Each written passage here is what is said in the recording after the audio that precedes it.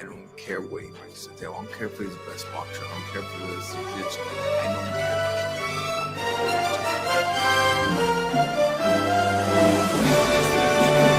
Backwards.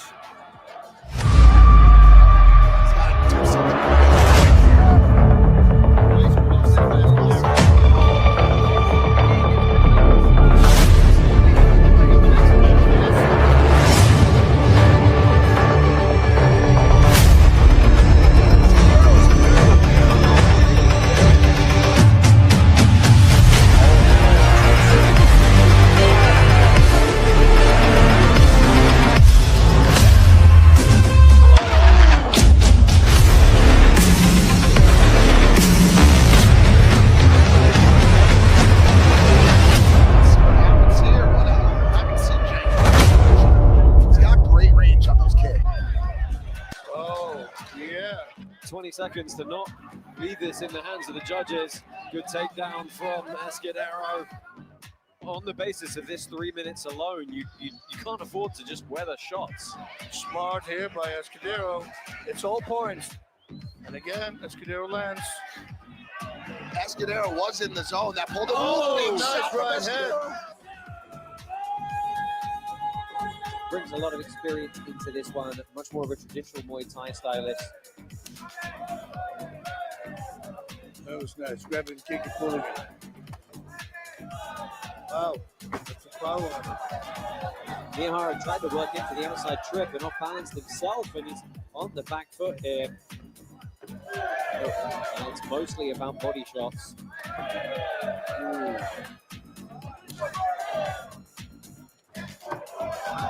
And he loses his balance trying to close the distance. He's got to wrestle out of this one. Beautiful strikes there. Certainly cannot afford to be 2 rounds down and forced to look for the finish. Goes for the head kick there and a nice Superman blitz from Sermon.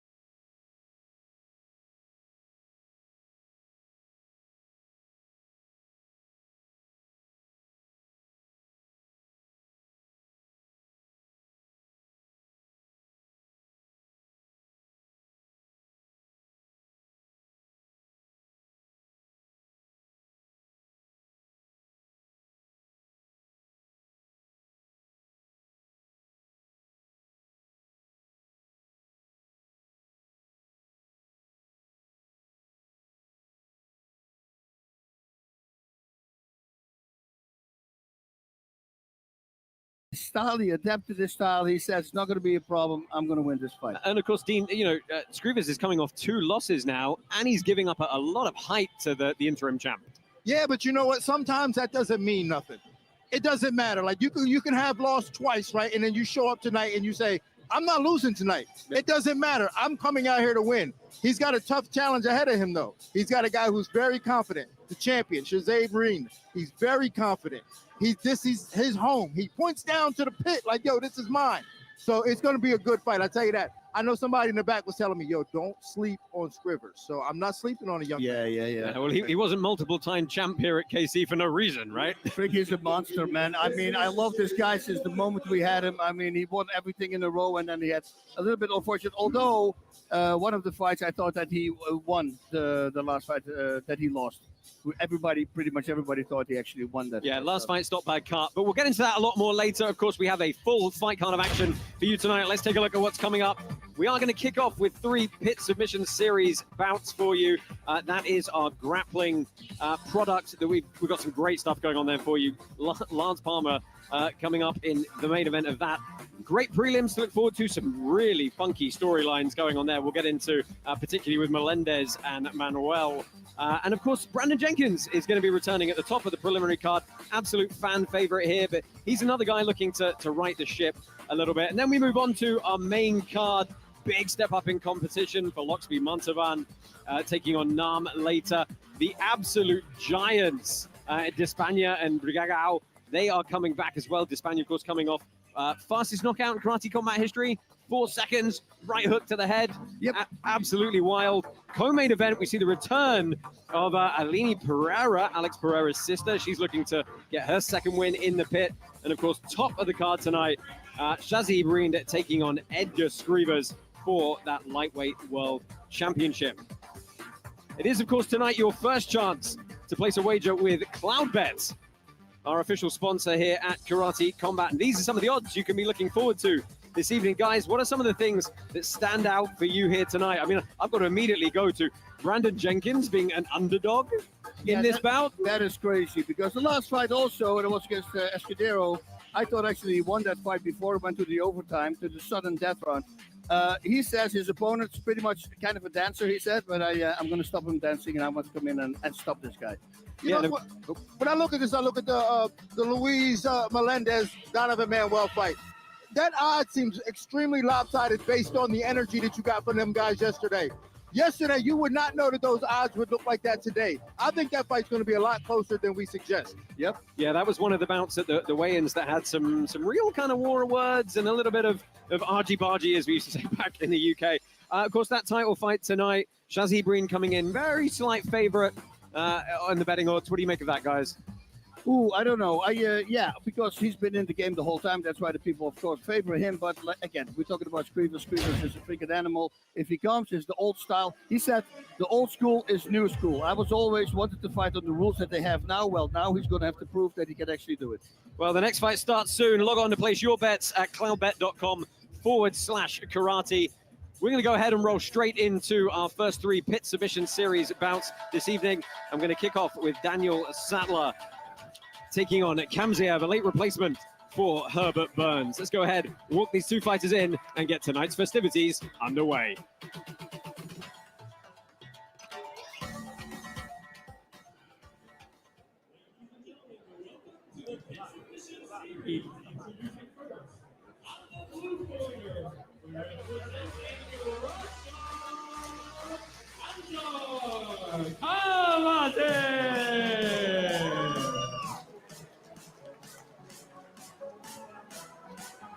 So this is Anzar Kamzaev representing Russia, stepped in on short notice to replace Herbert Burns, who was sadly injured coming to this one. As you can see, 19 years old, making his debut, very accomplished though. And guys, these Russian grapplers, there's something a little different about them. Yeah, it's all hard. It's all like Gotts, what's his name? Carl Gotts. You know, that kind of style. They're really ringing it in there with power and explosive power. Yeah, it's fun to watch. Well, when I look at it, it's like a jiu-jitsu style with the intensity of wrestling. Yeah. You know, that's the one thing jiu-jitsu lacks is that intensity sometimes. And they bring it. Like they blend that wrestling intensity with the submission skills of jiu-jitsu. That's such a good way of phrasing it. Love it. Introducing his opponent, fighting out of the red corner, representing Brazil, Daniel Sattler. Well, his opponent for this first bout, Daniel Sattler. He, of course, returns to us from Alliance San Diego And you see the odds there. He's a heavy favorite coming into this one, perhaps, guys, because the last time out at Karate Combat 50, he gave us one of the most viral submissions we've ever seen. Jumping, flying, armbar triangle, or triangle armbar, sorry, off the pit wall. That was the moment. That was the moment. It was the first fight from also 3 matches we had. And boy, I thought if the other two are going to go this way, this is awesome. Enter the pit. Karate tokens are available for purchase in most jurisdictions, including through the Karate Combat app through C14. Get some today so you can play at Karate Combat 53 in Denver.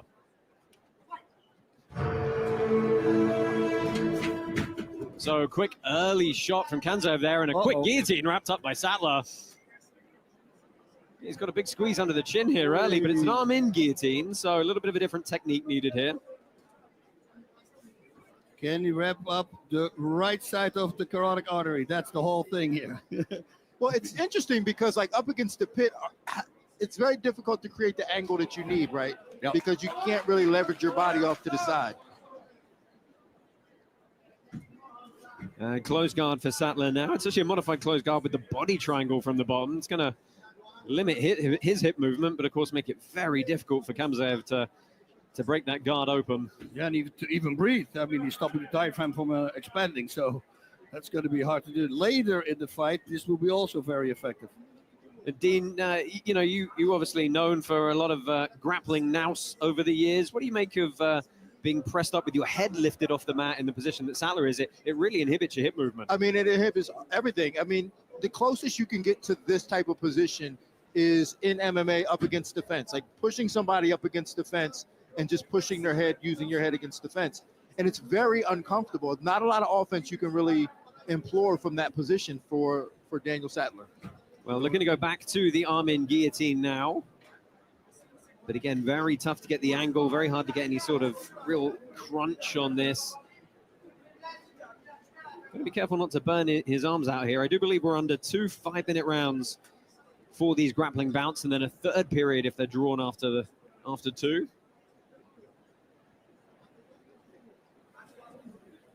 Yeah, I think if Here's how. Anzar. Yeah, I have the old sheet, guys. I'm looking at. I'm still looking at Herbert Burns' name on my sheet here. Anzar Kamzaev. Yeah, I think Anzar needs to create a little space here and start working some jiu-jitsu here. Right, you'd like to see him make an attempt to break the guard open. He's got to really start opening up the play of the game, because otherwise this is really just stalling. Yep. Yeah, I would like to see the referees perhaps institute some stalling calls here. You know, Sattler himself as well, not being particularly offensive right now. Well, a lot of power from the 19-year-old, and he's got to be careful of this armbar, now transitioning to the leg.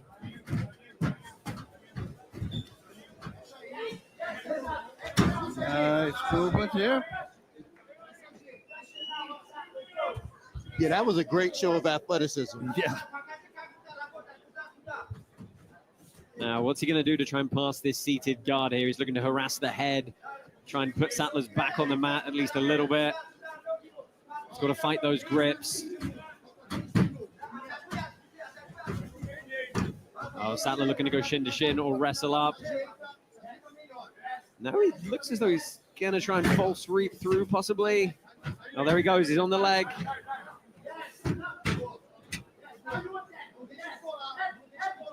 And this is good floating work from Kamzaev on top, trying to defend these leg entanglements.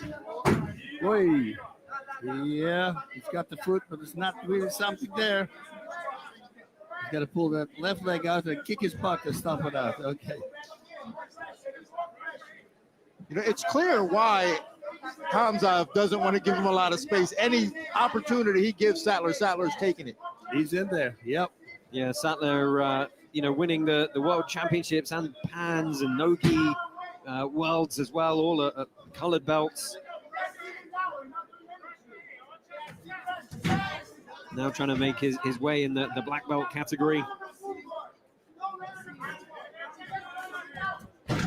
Big double again into the wall. Sattler climbing, but he gets slammed fairly unceremoniously there. Damn. Back at the guard.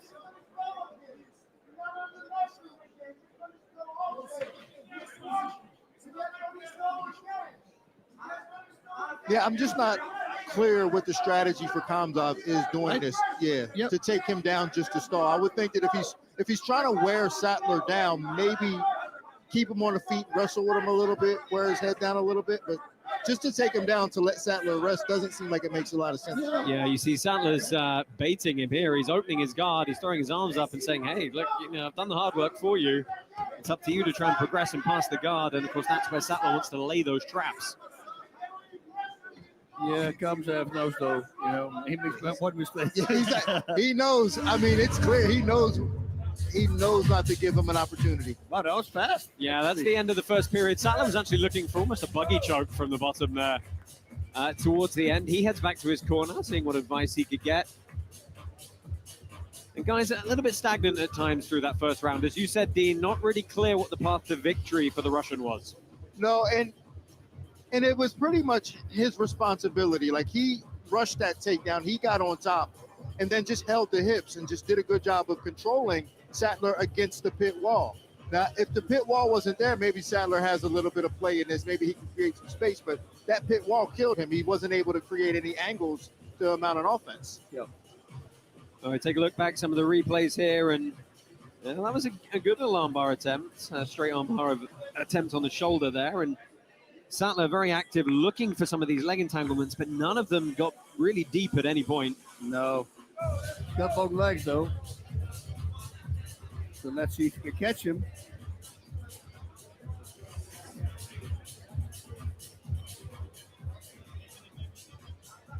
Mind your feet can get loud. Make some noise for these fighters. Here we go. I'm a little surprised we didn't see more activity from Sattler coming into this one, given how he performed in his last outing here at Karate Combat. Yeah, I think his corner will say that to him as well. So he's going to go. Oh, trying to get a standing crucifix here. Can he roll through? What a position. What? Good control from Sattler. He's going to try and pry the arm here. And Kamzov ends up on top, but that was close moments for him. That was nice. Yeah, I thought Anzar really impressed me with his defense there, like his ability to recognize where the danger was and worm his way out of that. Yeah, you get rolled over in that crucifix position, it's Like immediately. it's not a good time. But now it's Sattler's. There's some responsibility on Sattler. Now he doesn't have that pit wall behind him. Now he's in open space. He needs to really open his guard up and see if he can't get Kamzat off balance. Yeah, Kamzat. I want to say Kamzat. Why do I want to say Kamzat? Well, comes up with that loose kind of S-grip behind the back, shutting the hips down. It's not really close guard here. Sattler sort of baiting him to try and sprawl and step over that single butterfly hook on his right leg. Well, now he goes full close guard. Again, looking for the guillotine. And you can be slammed under KC rules, I believe. I don't know if you should do that. I don't know if he should do it though. Yeah. That's how people knock themselves out. That's our version of Hello Japan. Okay, so it's not going to do anything. He's walked him over to Sattler's own corner here. I mean, I appreciate the gamesmanship, but again, path to victory is a little bit unsure what's going on. Well, you don't want your most entertaining part of the fight to be something that you didn't do in the fight. I mean, walking around, not super entertaining.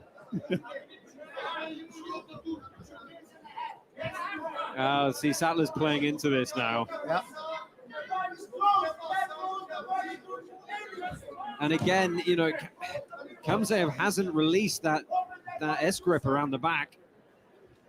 And I wish he would, because I think he's a better grappler than what he's playing off to be. Like, he's very defensive now, and that's okay, but you come to win, not just come to not lose.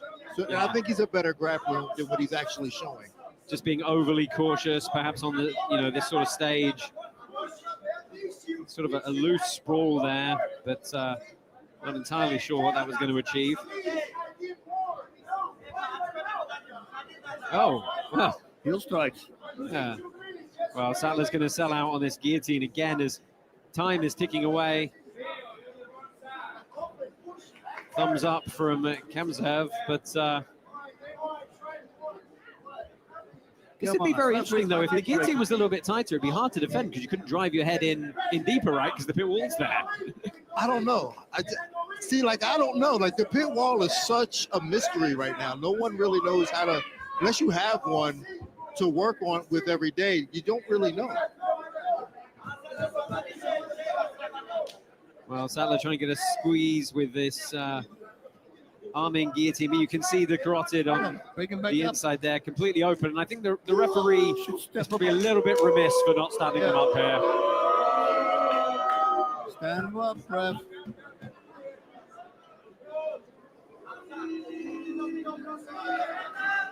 Oh, man.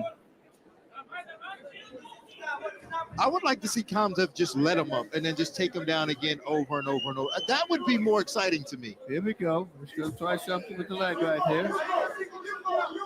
Yeah, like how many doubles and single legs can you hit in a 5-minute round? Yeah, I would appreciate that. Nice flip there, but Kamsaev. Oh, and this could be a pass now for Kamsaev in the closing seconds here. He's done a good job of trying to earn back position. Ooh, almost mount position. Yeah, this is kind of a quarter mount here.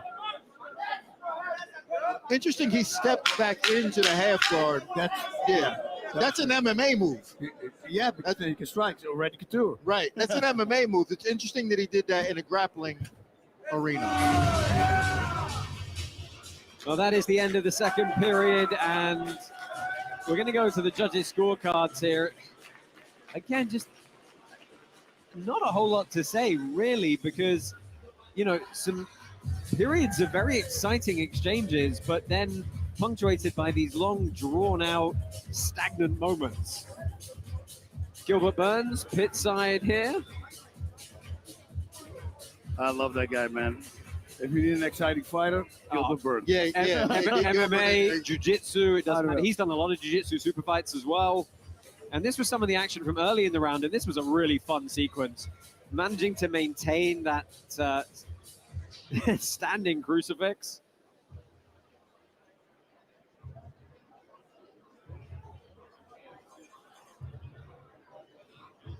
So there were good moments of wrestling, but too much of holding by both parties throughout the remainder of that bout. There could possibly be a third round if the judges deem it one apiece.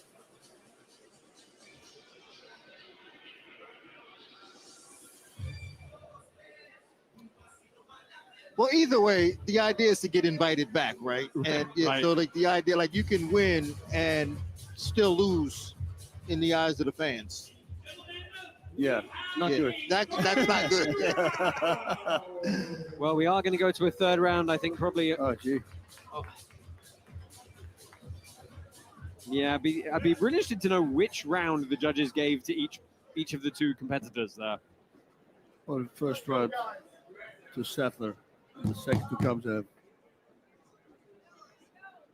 Because he did have that pass. Yeah.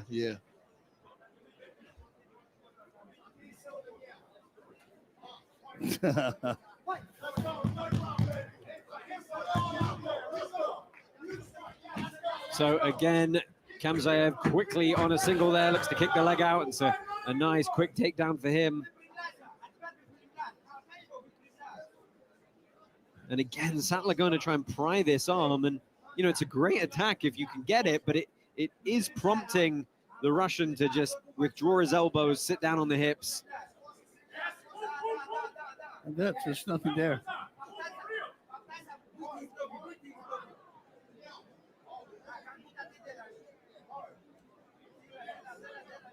Well, old school can opener here. Uh-oh.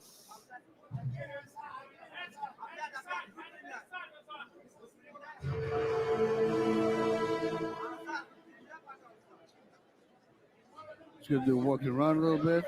He's not going to give him points. Come on now. Around, yeah. Yeah, like shake him off here, or as you say, Sattler trying to work the trip.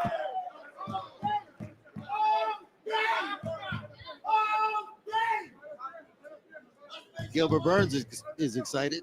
Oh, he's always exciting. Everywhere. I love that man.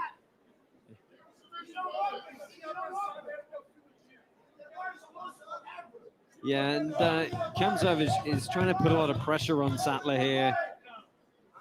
It's, again, though, not really going to do anything apart from just slow the match down.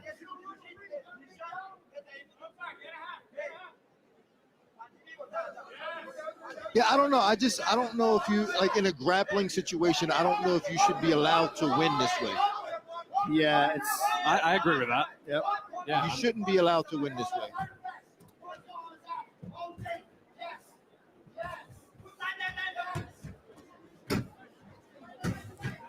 Oh, nice reshot. Good timing. He's going to try and pass in the process here.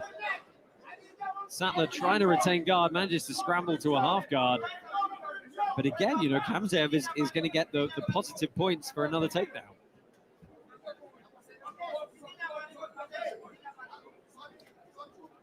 We do, of course, have a full fight card of Karate Combat action coming up for you after these 3 pit submission bouts. Fabricio Andre, Samuel Nagai up next. Trust me, that is going to be a whole different complexion to this bout. And then Lance Palmer and Richie Lewis in a grappling bout. That is going to be equally fun between the 2 MMA stalwarts. Yeah, these rounds aren't long enough for you to be able to get a takedown and stall on top and not get stood up. Yeah. The rounds just aren't long enough. Yeah. I mean, even like you need 20 minutes for rounds to be able to win that way, I think.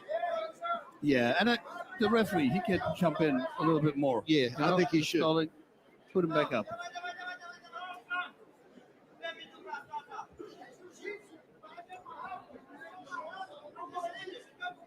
Well, this is a pass attempt from Kamzov, who's turned his hips down. He's going to sit on that near hip and try and pry Sattler's top leg out over his knee so he can backstep out or move to mount. But he's having trouble trying to free the grip here.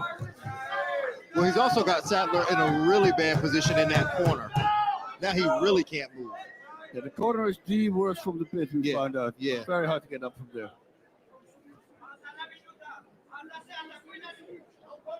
So looking for that leg there, the foot. Nice job. Yeah, and this is good. This is good pressure now. It's a good attempt to pass to keep the fight moving. Sattler thinks about wrestling up, but tall order for him based on how the wrestling's gone so far in this one. Well, just 15 seconds left in this bout. I think we're going to see a decision go the way of the young Russian from Killcliff.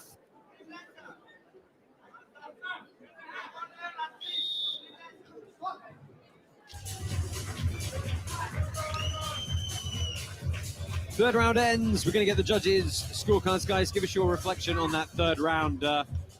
Unfortunately, more of the same. Yeah, but if Kamzov got the takedowns, it's probably going to go to him then, I believe.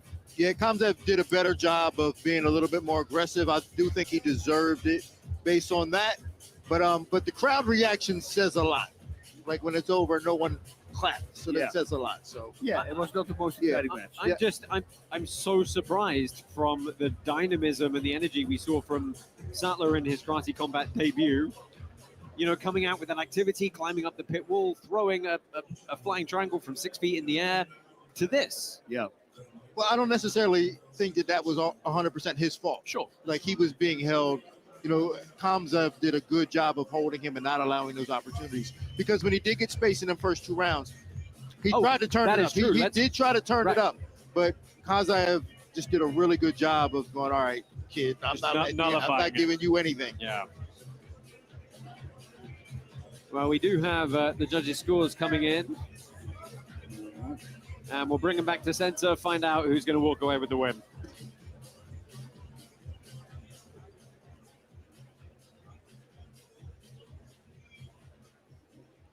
And your winner by split decision, out of the red corner, Daniel Sattler. That's right. So Daniel Sattler is going to take the win, taking 2 of the 3 rounds.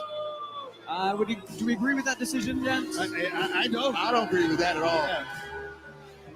Well, the crowd don't agree with it either. Oh, and they're going to get into it a little bit pitside here between Sattler and the teammates of Khamzat. Yeah, for as hard as I was on Khamzat, I do think he won the match. I think so too. Yeah. Especially for the last round. So. Yep. Never leave it in the hands of the judges, right? Well, certainly not on this occasion. So we have two more grappling bouts coming your way. And guys, you know, stay with it, bear with us here. Like the grappling matches, sometimes you do get matches that nullify each other out in the same way sometimes you get striking matches that nullify each other out, right? But where we had flashes of the technique and the entanglements, there were some entertaining moments in that one.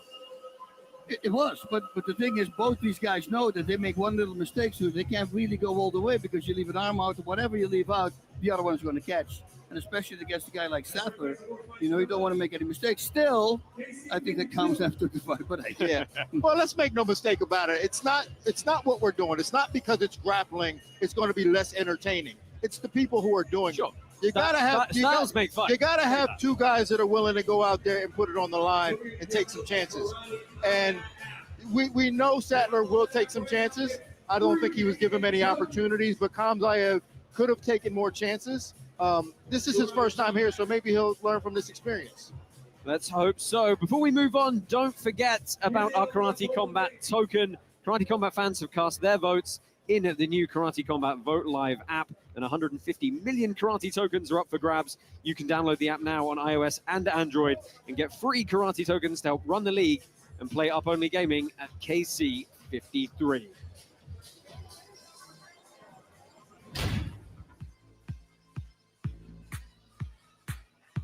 Okay. Well, this is our leaderboard from our previous event, our top 10 Up Only Gaming contestants. And you see they're walking away with a whole host of tokens and, of course, lots of other prize packs built into the system. You do, of course, get to vote, particularly on how the league is run. We have governance votes on changing the rules, eventually what some of the matchups might be. It's a great way to get involved with Up Only Gaming to help gamify the league, increase your engagement, and join us here at Karate Combat. Right, moving swiftly on.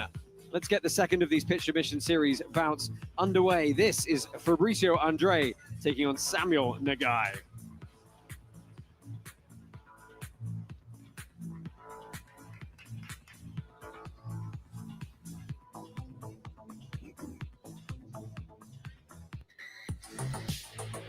Fighting out of the blue corner, representing Brazil, Samuel Nagai.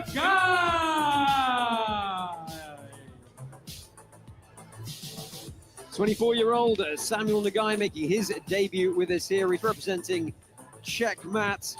He did win the 2023 Worlds in gi. Of course, this is a no-gi bout. Said he's ready for anything in this one. Originally made his home in Japan before moving back stateside. But you saw on some of the odds there, he's the betting favorite coming into this one. And, well, I think that's a little bit off, perhaps, given who his opponent is. But let's meet the guy he's going to be facing in the pit tonight, Fabricio Andre.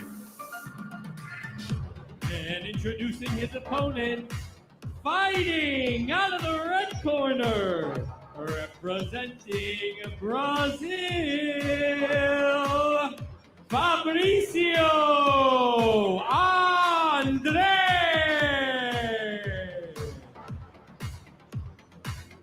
Now, Fabricio Andre, originally from Manaus down in Brazil, just 24 years old. This guy is as dynamic as they come. He's won the World Championships, he's won the Europeans, Brazilian national, has competed at ADCC. Most recently, I mean, I've seen this guy take on huge competitors in absolute divisions and just throw them on their head. The token holders thinking he's the heavy favorite, 70% of them voting that he's going to win this bout. That's in stark contrast to the actual betting odds with Cloudbet, where he's a slight underdog. That's weird. Yeah, that is weird. Yeah. Fighters. They look like two different weight classes, though.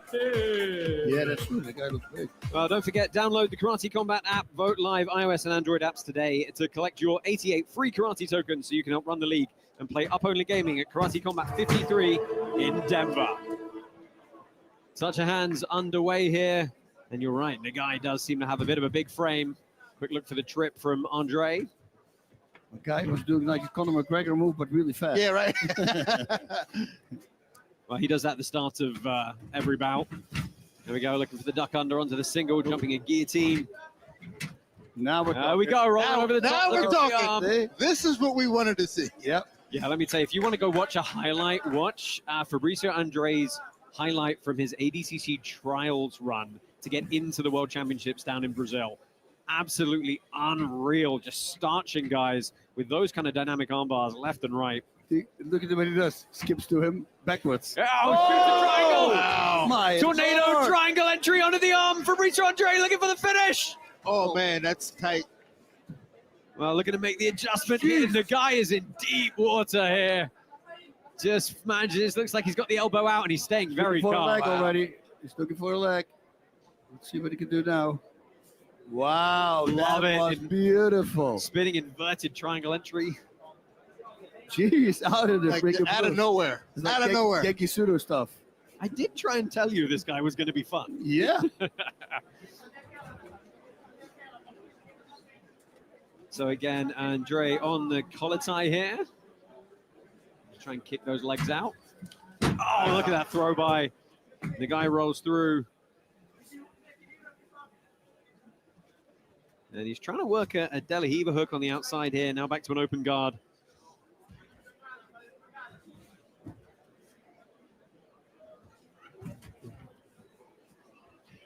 Yeah, Andre seems to have zero respect for Nagao. He's just like, whatever, I'm just going, whatever. He looks for a submission. Yeah, so he's got that bottom leg pin, looking to take that knee through the middle, back to a standing position now. The thing is, with a guy as dynamic as Andre, you really have to be on your guard because he might just leap over the top of you. Yep. Reverse De La Riva briefly from the guy there. That's that inside leg tucked over, and he gets a nice tripod sweep. Gonna try and go shin to shin maybe here. You see that left hand wrapped around the back of the kneecap. Gonna use that to pull Andre onto him if he can insert that left hook on the inside.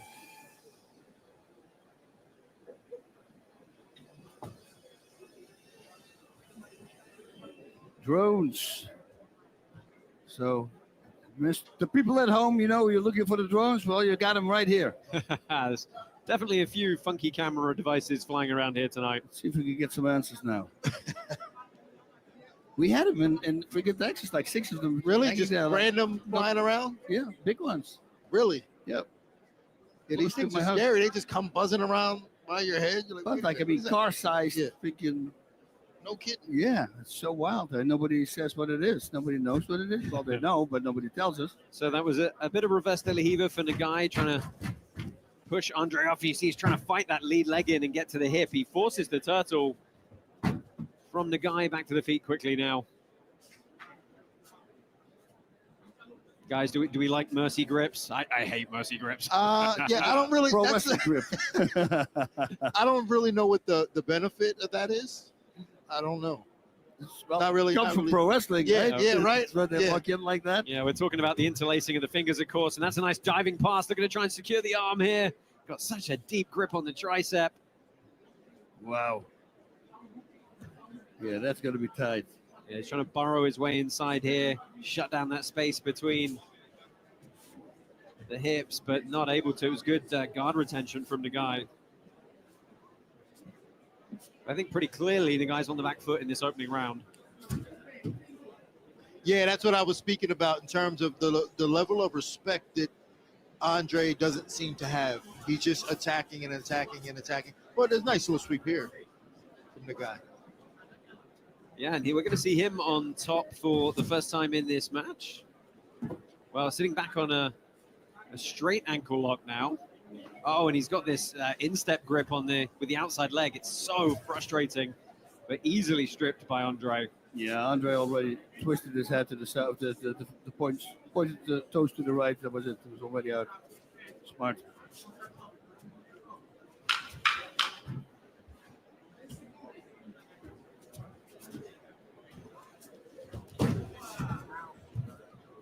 Well, closing seconds of round number 1 here, and the guy is going to end the round on top. But a good round for both fighters, but we've got to say Fabricio Andrade probably the more active. Yeah, I would say he dominated the majority of it. I liked what the guy did at the end of that round. He battled back, and it'll be interesting starting the second round. Yeah, I'm going to be curious to see what the tactic is on the feet from Nagai, given that Andre's playing those heavy grips so much, the foot trips into the snap downs, or the throw by as we saw there. That was a lovely highlight. That was the duck under at the start. And this armbar entry was so good. Here's the triangle from the inverted guard. That was crazy. Yeah, then looking to get on the arm as well. Almost had him there. I mean, what a highlight reel finish that would have been.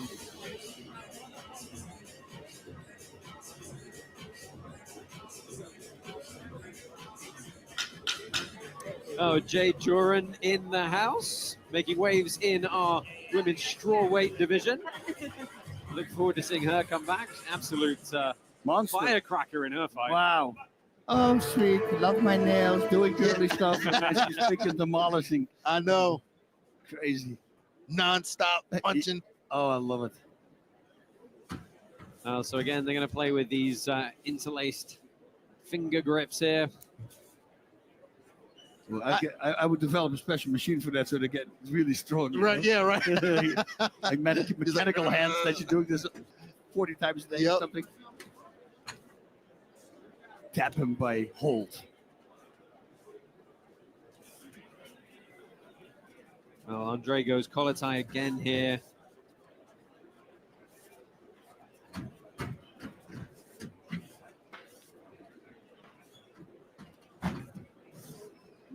Well, the guy doing a good job of defending these foot sweeps early. They caught him off guard a little bit at the outset of the first round, perhaps, but Well, he's keeping his hips back far enough, almost like defending it as a wrestler would against like a judo guy. nice big arm drag there, but not able to stay attached. And this is again, shoots a triangle from the bottom. It's a tricky position in the corner of this pit, as we've discussed a few times now.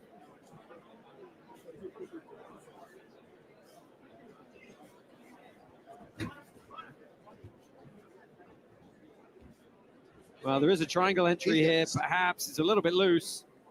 He's got a sneaky triangle. Super fast, man. It's a crazy armbar attempt now. Yeah, good bite on this arm. Looks to roll through. Goes for a leg now. But there's nothing there, as long as I can see for now. No, he kicked all through. You just feel like there's more of a danger coming from Andre in each of these entanglements so far. The guy's doing a great job in defense, but you feel like the snap is going to come from the Brazilian. Yep.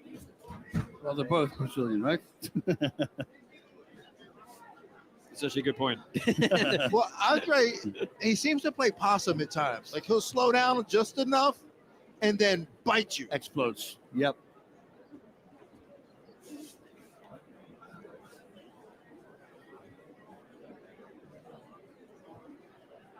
Didn't back up at all. He says, no, we're going to do it here in the corner. Now about halfway point of this second round here. Lots of action to come your way this evening. Of course, top of the card tonight, Shazahib Rind taking on Edgar Scrivas for the lightweight world title. Our main karate combat action scheduled to kick off 7 p.m. Eastern here from Miami. 8 preliminary bouts, or 7, sorry, for you to enjoy.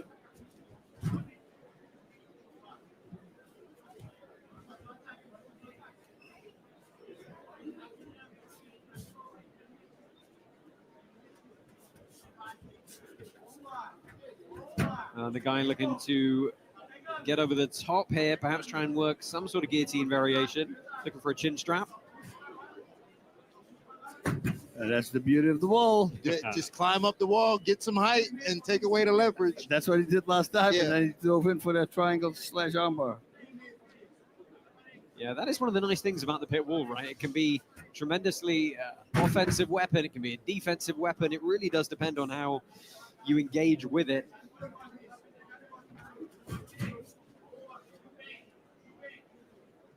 And this is a good period of pressure from the guy now.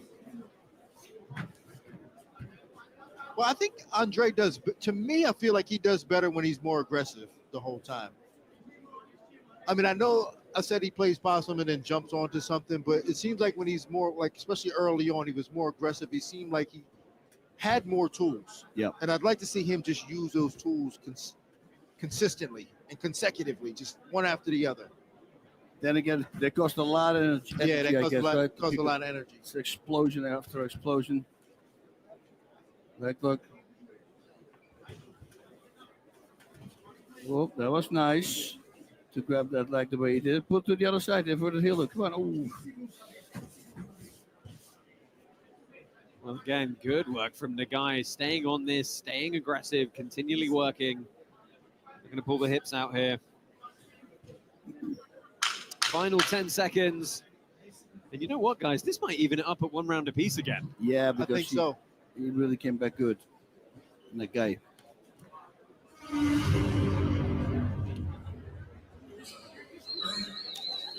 End of round number 2. Make some noise for these fighters. Come on, they want it. We're in our Chris Submission Series right now. We're going to get to the striking in a second.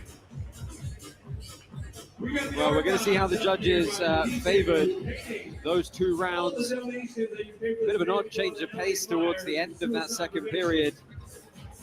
Potentially a third period coming your way. Still got Lance Palmer and Richie Lewis to look forward to as well. Now, this was an early triangle attempt from Fabricio Andre.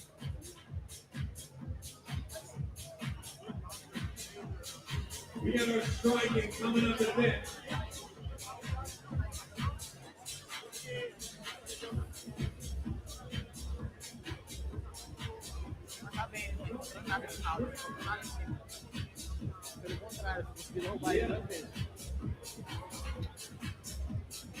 Mais ataque bom.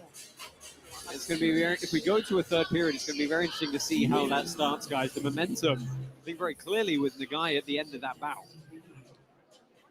Let's see. Yeah, I think the guy needs to jump on him right away because it seemed to be Andre was slowing down and not intentionally. Yep. Like his will, like we talked about that energy conservation. Yep. Like maybe that's why he's conserving his energy.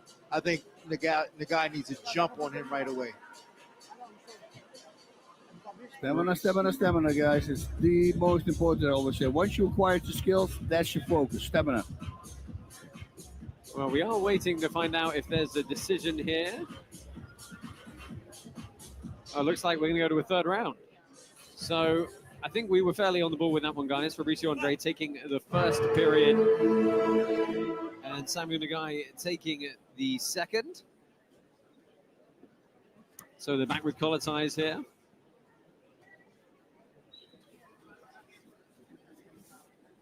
And you can see token holders very heavily favoring their votes towards Andre, 70% of them. He looks to transition to the back here. Seatbelt grip, and he's done a great job of staying behind him. This could be trouble. Nope, he's out. Yeah, no hooks for Andre yet, so expect the guy to turn. There we go. But that could still be good for the guy because Andre had to use a lot of energy in on it because he thought he had him. Yep. Yeah, and he's done a good job now of going to work very quickly with some heavier passing here.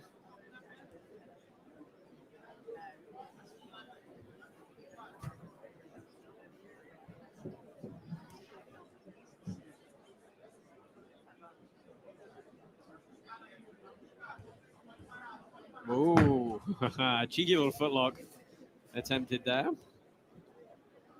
That kind of Did you say cheeky little footlock? It That's was. what he said. Did you see the grip? Yeah, I saw it, I but love I that just grip. the the phrase "cheeky little footlock." That's a You t-shirt should, right there. you should join us for the full karate combat bouts when I throw cheeky left hook. Yeah.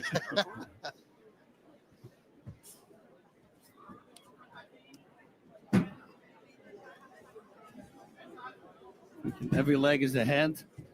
they grab with the toes. It's amazing. Yeah, this is a good passing position for Nagai. He's got to watch that lift from Andre. There we go.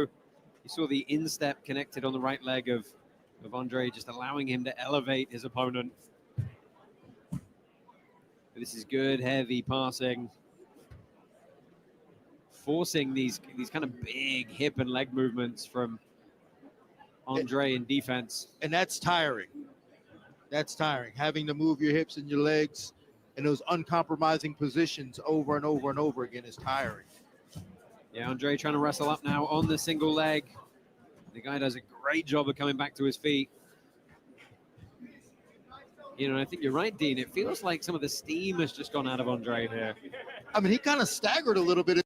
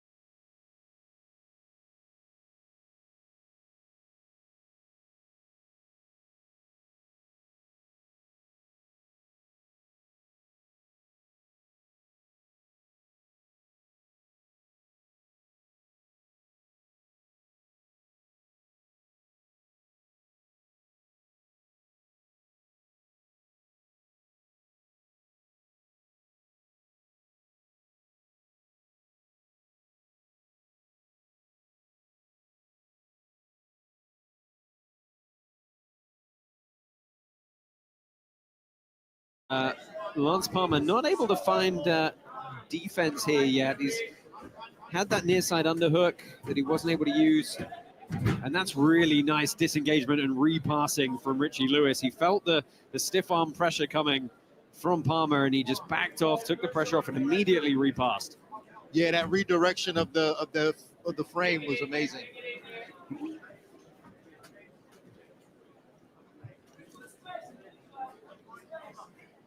Looking to do some high step passing here.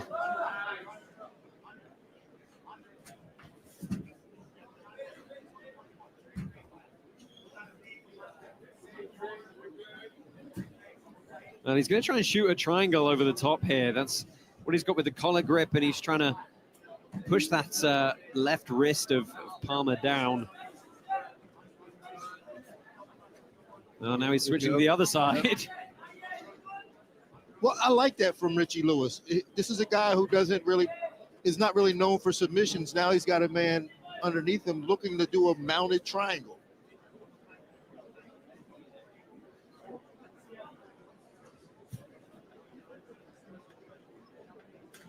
Yeah, and this is quite a traditional mount. You know, a lot of the time now we see people trying to work up really high in these mounted positions, isolate the arms well above the head to take away some of the defensive posture. Very rare you see people actually stay heavy in the middle of the hips here, because of course if Palmer bridges, that's the high point of his body, right? That's Oh, yeah. Then he's going to be flying. I thought he was going to go for the triangle. Yeah, he's setting it up. Yeah. You can see that wrist grip, and he's also baiting a guillotine at the same time. I mean, I like the things he's looking for. The question is, can he actually get anything? There's the guillotine attempt. Mounted guillotine for Richie Lewis here. Hasn't connected the hands yet, though.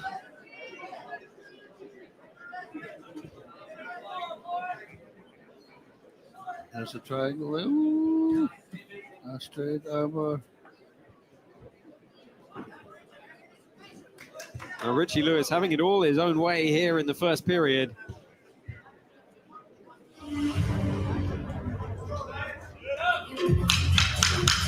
Right, referee. Oh, I don't think the referee has heard. What is going The referee was not on the ball with that one. He watching the match, right?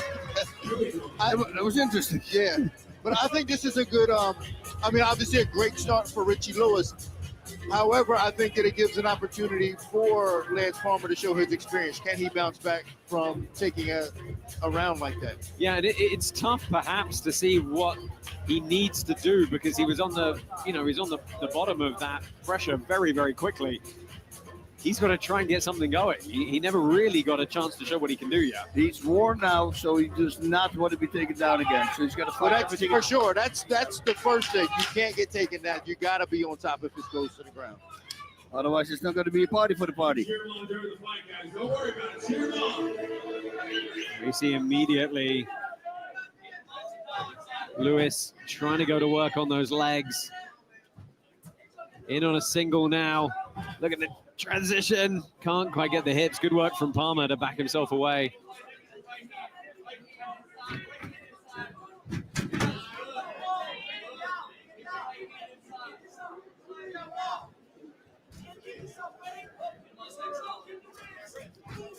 Oh, pulled the wrist to get the grip down onto the leg. Wow. Led with the head. Yeah, that force coming forward. He's a bull, man. Yeah, and now he's got him. Lance needs to go now. Yeah, what he can't do is let Richie Lewis establish any sort of dominant position again. And you see here he's trying to frame and stand up, but he's making an MMA match. Yeah, he's playing around the whole time. With he did it with knees, with hammer fists, right? Yeah. And that's a really good job of trying to settle in on the hips there. Again, he's going to threaten the guillotine. See how he just pulled Lance Palmer's leg down, allowed him to flatten him out more.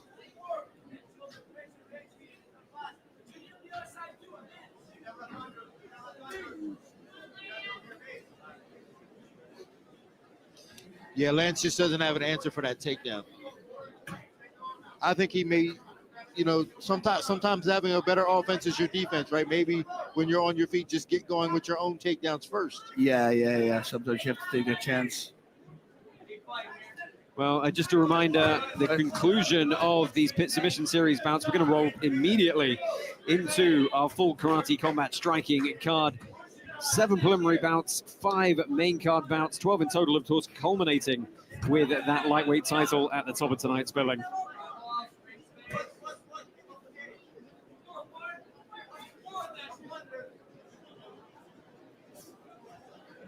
And Richie Lewis again, just moving around on top. He's got knee on belly here, but he's staying very, very low with it.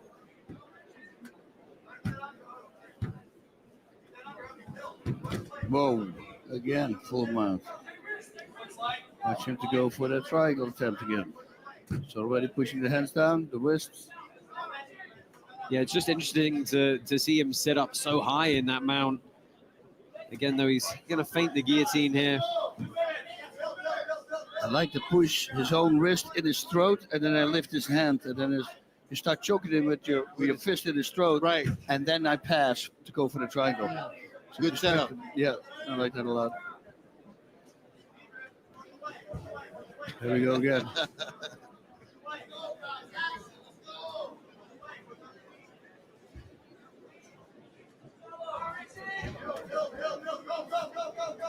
Well, you can hear the corner of Lance Palmer calling for him to go, go, go. And that's really what he's got to do here, Dean, isn't it? He's getting that first movement. He's not following up with any subsequent explosive actions. I think that's where the weight might be an issue. Richie Lewis is a little bit bigger. And Lance is not a guard player. He's not a traditional guard player who could create these frames and maybe get back to his feet or threaten leg locks good enough to get Richie off of him. Yeah, because normally he's on top. Yeah, he's normally on top. Yeah. And we also got to take into an account that he is 37 years old as well. Yeah. So, it's very difficult to tell a guy, go, go, go, when you're a little long in the tooth. And he's not old, but compared to Richie Lewis, it's a factor. Yeah, 7-year age gap. Richie Lewis, just 30 years old, 37 for Lance Palmer, and a 5-inch height difference. Again, going the advantage to Lewis there.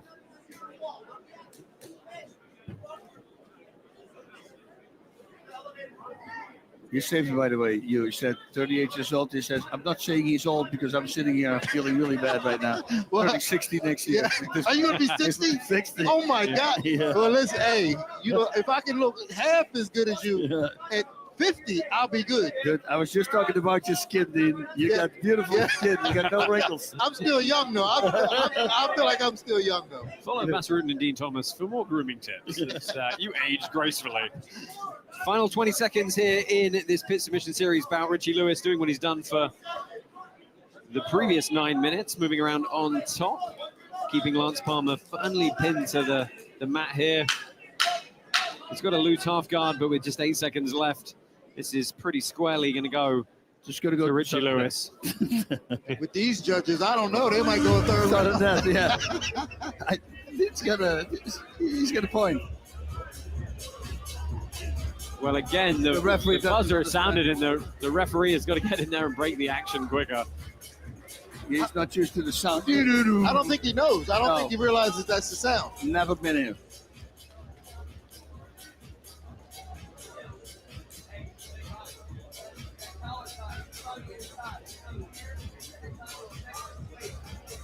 I'm starting to wonder if they've changed the rules without telling us, because these guys look like they're preparing for a third round, but I'm fairly certain we are only 2 rounds here. Well, again, Dean said it. You never know. 1-1. That would be wild. we do in fact have a winner, and I think we all know who it's going to be for this one. Let's go ahead, get down to the pit, and get the official decision.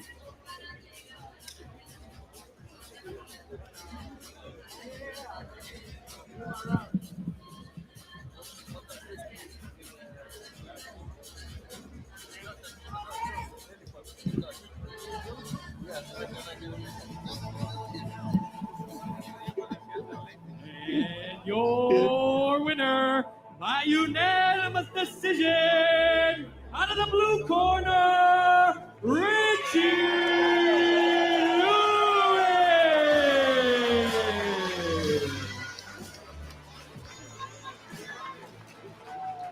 So Richie Lewis, they joke around to the end, but Richie Lewis takes a very convincing unanimous decision win here over the 2 rounds.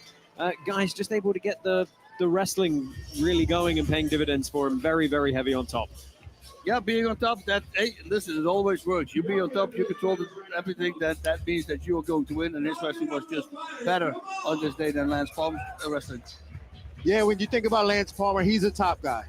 And when you're normally a top guy and you get a bigger top guy on top of you, you run out of options, and that's what we saw exactly right now. Yeah, I mean, credit to him, though, for stepping in the pit and having a crack at the submission grappling against an opponent like that. Oh, yeah. Well, he told me earlier that he was supposed to do this before.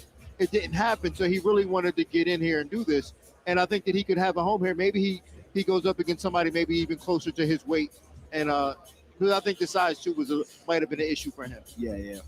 Yeah, well, we look forward to the next installment of our pitch submission series. We're going to be moving on right now to our karate combat bouts. First, let's go ahead and find King Apollo again. He is pit side with one of our hot prospects here at Karate Combat, Jade Joran. Thanks, Josh. Now, I'm here with the #1 contender in the strawweight division, Jade Joran, coming off an amazing victory. How are you loving the event tonight? Yeah, hi. It's great. I'm super happy to be here tonight. I can't wait to see the Karate Combat fights. I'm excited. So what fight are you most excited about? I'm excited for the main event and also for Alex Pereira's sisters. I think it's going to be a super fight. Yeah, it's huge. She's actually bringing a lot of attention to the women's division. I think it's beneficial for all you guys. How do you feel about the amount of attention that's starting to come to the Karate Combat women's division? No, it's super great. Now we get more views. The level gets super high. So it's super great for us. And yeah, I'm excited.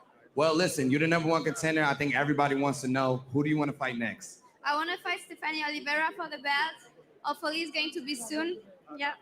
Oh, well, you heard it now. Jade Joran's asking for the belt. So, hey, Prez, let's get her to it. Thanks. Back to Josh and them at the booth. Yes, thank you, Jade and Apollo. And Vas, you can get behind her having a title shot. Oh, as man. possible, right? I was, she came here and then somebody said, watch this highlight. And I watched the highlight. And then I heard from the people at GoChat, they said, oh, she's such a girly girl when she walks in, but as soon as she steps in the cage, she's a complete animal. I mean, boys have trouble handling her. I mean, the volume she throws and his unlimited stamina, and that's what she showed us in the last 2 fights. Yeah, and I was super impressed her last time out as well. She was so technically sound for the entire duration in every combination she threw. She didn't get tired. She didn't start, losing form. It was a really good performance. Non-stop action coming forward. It was almost like Edgar Screams that we have at the main event. He's always pushing forward. It was like that, but she was moving in and out and cutting angles the whole time. She's not staying at the same spot. That's why the amount of knees that she throws. I mean, I saw her throw a girl like 8 knees in a row, like 1, 2, 3. Like she just kept on kneeing. Hey, if 1 works, maybe 8 work as well. Well, it worked. You see, so I like ladies like that who just give it all. Well, Underground Fight Club vibes going on here in Miami for Karate Combat 52. Join us after a very short commercial break where we will be kicking off our full card of Karate Combat action. 2025, here we go. We are back for more Karate Combat. Oh, who wants more? We want more.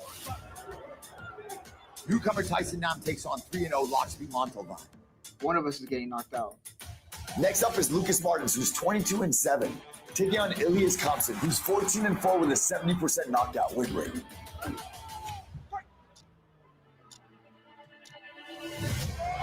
Robelis Despain has scored the fastest knockout in Karate Combat history in his last fight. He'll be taking on Marcus Brigadow. Your co-main event is the much-anticipated Ailene Pereira, taking on Amanda Torres. Eu vejo minha mão levantada. Edgar Scrivers is here to prove that he's the true champion of Karate Combat, taking on Shazay Rind. I'm just gonna go and destroy. He's a good fighter, but I'm the beast. He can't stop me.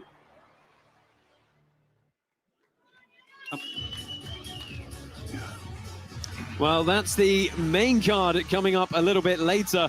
And guys, just while we make some cosmetic repairs to the pit here. Because it was broke, like you said. They really dented it, huh? They didn't just dent it, they tore the canvas. And of course, to safety of the fighters, we had to repair the canvas very quickly. Yeah, because you never know if somebody slips in that tiny hole and then you can't find him anymore. It needs to be like it's backwards birthing. Yeah. Guys, this main card coming up. We're opening the card with Loxby Montalvan and Tyson Nam. And Loxby Montalvan has been unstoppable on Karate Combat, but he's got a nice step up in competition tonight. That's a big step up. I mean, Tyson Nam, I've been following the guy for a long time. He can fight. He drops a lot of people with knockout. He got like a 70% knockout rate or something. So, yeah, that's a big step up for Loxby. But Loxby, he's an animal. And, there's not a lot of footage that you can study him on. So, constantly improving, constantly getting better. Crazy angles. I saw him today training, what they do, what they prepare.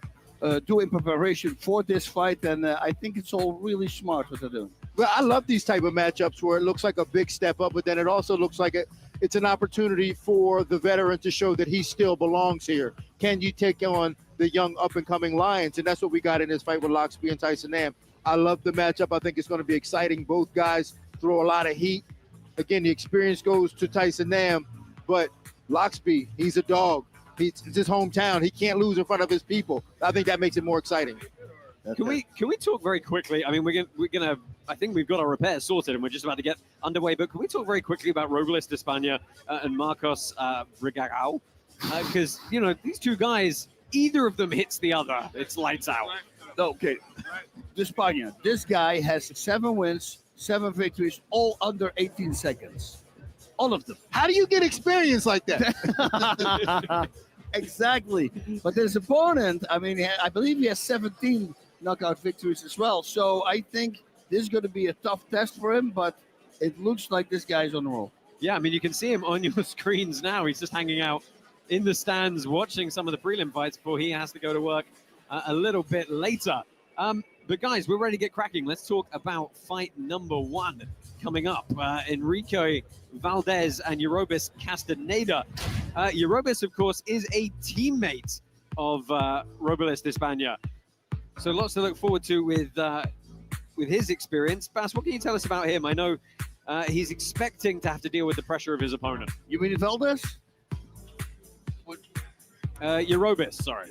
Eurobis Castaneda. Castaneda. Well, he says his opponent has great pressure and he's got a great flow on the striking, so he blends everything in. The game plan is to keep distance, throw many kicks because his opponent is taller and his legs, of course, longer, so he wants to keep him away, and a speeding heel kick to the head would be a beautiful knockout. And he's facing someone who's known as a bit of a fast starter in Enrique Valdez.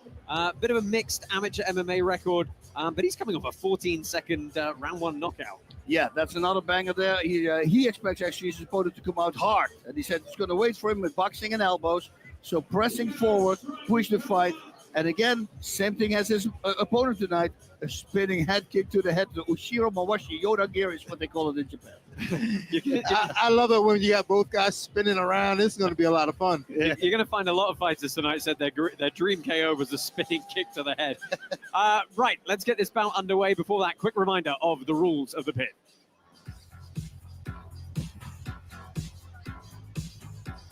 So Karate Combat praises itself on effective striking, effective takedowns, aggressiveness, and defense. The fighter that's moving forward and looking to press the action, looking to finish, is going to get the nod on the judges' scorecards. We do, of course, utilize our special 45-degree angled pit walls.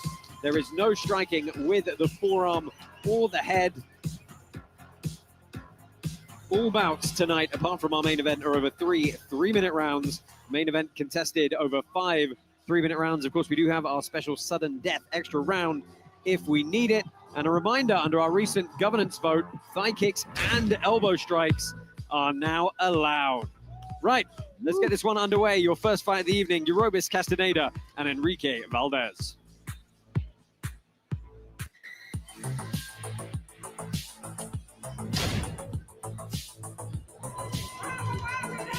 Introducing first, fighting out of the blue corner, representing the United States of America, Enrique Valdez.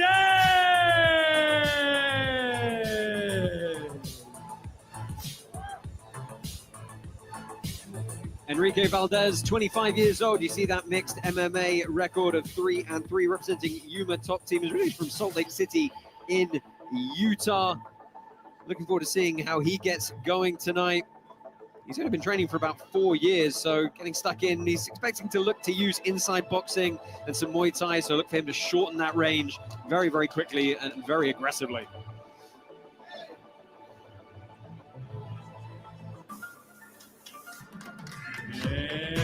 And introducing his opponent, fighting out of the red corner, representing Cuba,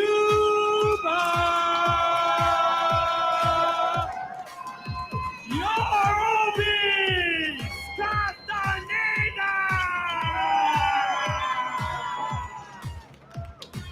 Well, Yorobis Castaneda from Cuba, as you saw just there with our Cloud Bet odds, a heavy favorite coming into this one at minus 700-ish, despite just the 1-0 pro record at 20 years of age. There's a reason for that, though. He's a Taekwondo black belt who is 4-time Cuban national champion, fought in the World Championships in 2022 in Mexico, and actually last year picked up the fastest knockout of the year with the Combat Night promotion. Founded in 2018, Hex Trust is a leading digital asset service offering a range of services and a leader in staking. Thank you to them for their support. And our buddy Frank, who's always with us, cannot come because his wife and daughter, Alana and Nayara, having their birthday. So a happy birthday to those ladies. So Castaneda, the taller of the two fighters, he opens up with some of that trademark Taekwondo, but he's been pushed back against the pit wall by Valdez with the blue tape on his gloves here. And here we go. Josh Palmer, Bas Rutten, and for the prelims, Dean Thomas joining us in the booth here. Pleasure having you with us tonight, Dean. It is a pleasure to be here with you guys.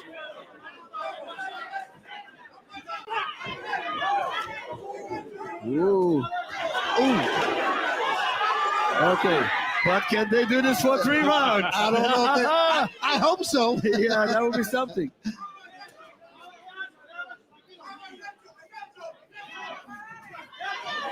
Oh, that was nice. Moving back with power, but he was punching. 6'5" frame of Castaneda. Yeah, I'm surprised Castaneda's not trying to use his length a little more.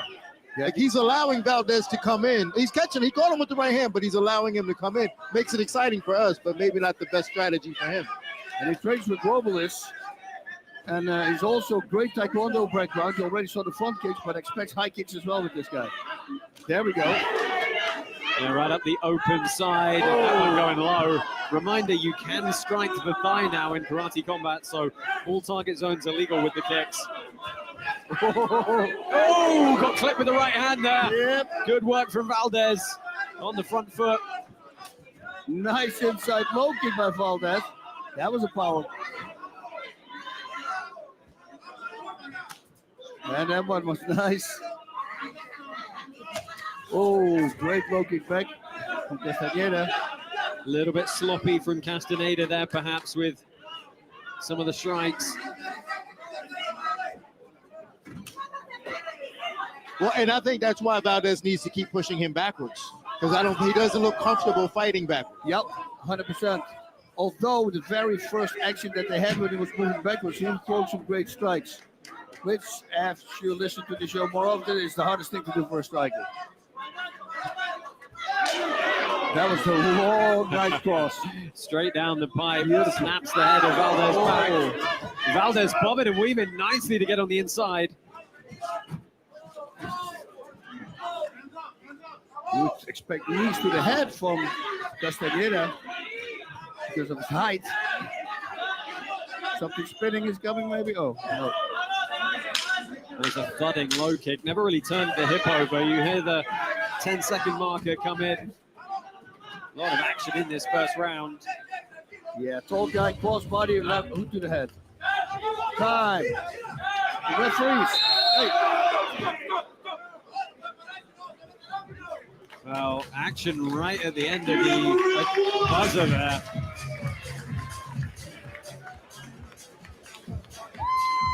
And guys, a huge amount of volume from both fighters in that opening round. Yeah, and that's going to hurt him in the second round because these got big boys. But let's see what can happen. You know, you never know. Nowadays, in the early days, you know, I fought like a 260 guy. You go like, oh, you have to wet the stove for a couple of minutes. That's it. Now they all have stamina. Yeah, right. They all do. Like, you go, oh my God.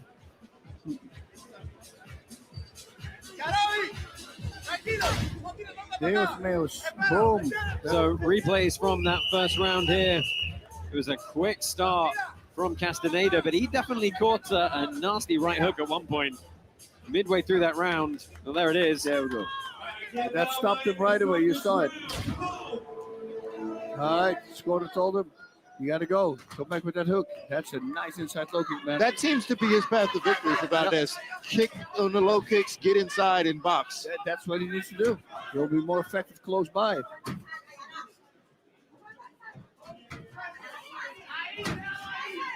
Oh, hey, stop. That's not very sportsmanlike. Referee out of the way quickly. Yeah, that, you see, I would never do that. You wouldn't do that? No, I would never do that. Well, you're a good guy. Yeah, I'm a very nice dude. You just headbutt somebody at the bar, though. Yeah, but that's still, if he drops his mouthpiece. Oh, and boy! And that's why we have the wall. Castaneda turned his back there and got summarily chased halfway across the arena. Oh, that's a single kick that I always talk about. Don't do that.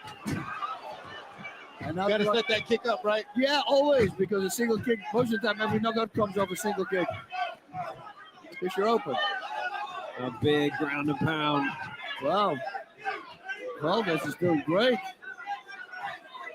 Both are doing great, but I mean, can't wait to see the Cloudbet fight stats at the end of this bout. For who threw what. It was a nice elbow on the inside from Valdez, something we haven't seen either of these guys utilize thus far. Nice left elbow.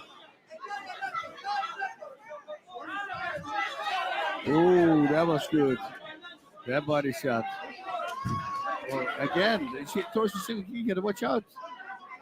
Yeah, the inside kick seemed to work better for him. That's what he should do. And he's probably gonna do it now because he switched stance. Yeah. Well, again, trying to bob and weave his way on the inside is Valdez. He's done a good job looking to pin and punch here with the ground and pound. Oh, those are nice. Well, he should be getting stood up at this point. But just a reminder, we no longer operate a 5-second clock on ground and pound. It's at the referee's discretion to continue until a flurry of strikes ceases. Woo, blowing out a lot of steam, guys. 40 seconds left. Trying to kick things off big here with the opening bout of Karate Combat 52. Yeah, Valdez seems to be more built for these type of fights. Yes. Short and stockier. Yeah, and I mean, he seems to be to embrace being tired and fighting hard. Yeah, but that left hook, he should throw it after he throws across to the body. Yeah. Most of the time, they'll set him up for it. There it goes right there. Yeah, little shot left hook. That was nice. Yeah, it felt like a real dig on that left hook into the closing seconds of round number 2 now.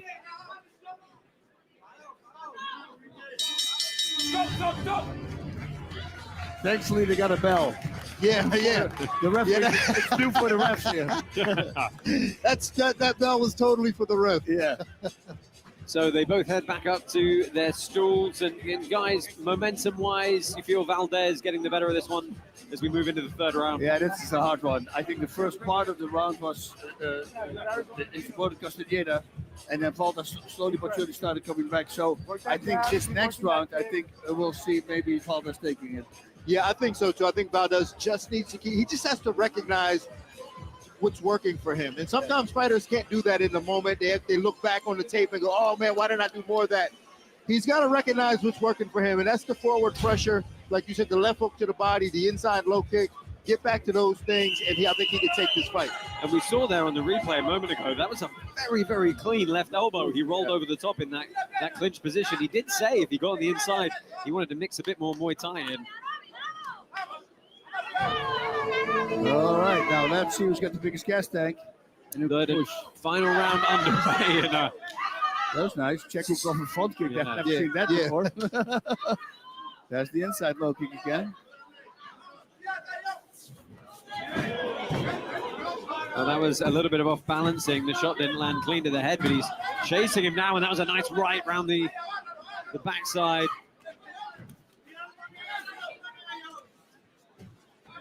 Nice job. Put it back against the wall. You're not considered down now, ladies and gentlemen. He can do anything he wants. He can post next to him, elbow him in the face, body, knees to the body, legs, everything. Well, I'd like to see him elbow more, right? I mean, he's in these perfect positions to elbow. But also from this position, I always think about knees to the thighs, but good knees. Yeah. Not those stupid little tiny knees that you do in training. No. You do a knee like I do it. That's 1 or 2 knees, fight's over. Well, And they can't Valdez, really do because they can't flex. So the muscle is not flexed. Right. It hurts a lot. Valdez still swinging for the fences on some of these hooks. You saw Castaneda split his stance briefly to perhaps try and get some spinning kicks going. We haven't seen all that much true taekwondo from him yet. You see the reaction time is slowing down now, right? So both are getting tired. Now it's about who has the biggest heart. Yeah. There's the kick again. Yeah, they're getting tight. That front kick, man, you should be able to simply block that to the side. That was nice. Long right again. Oh, nice right hand landed. Yeah, that wobbled him. I'd really like to see him chase him a bit now. Valdez should go if I was him. Anything out. Undercuts, that's what we call it. Undercuts, yeah. Under the armpit. Yeah. Well, I think the problem with Valdez is that he's putting too much into 1 or 2 strikes, right? Yep. Like if he would just be a little more consistent and just touch his mark. Yep. Doesn't have to be hard, but just touch your mark. Fly in with a combination, hand combination, wrap it up with that low kick. 40 seconds, guys.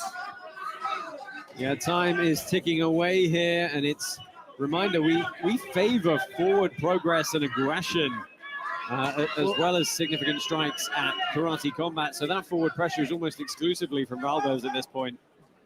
Well, the problem with fights like this is that they're not doing enough because they're tired, and they don't realize that it could go to another round.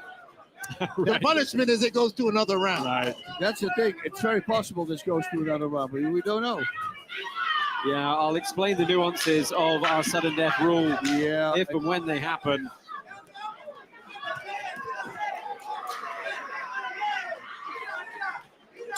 Well, it looks Well, like Valdez and luck. yeah, end of 3 rounds. Valdez ends on top there.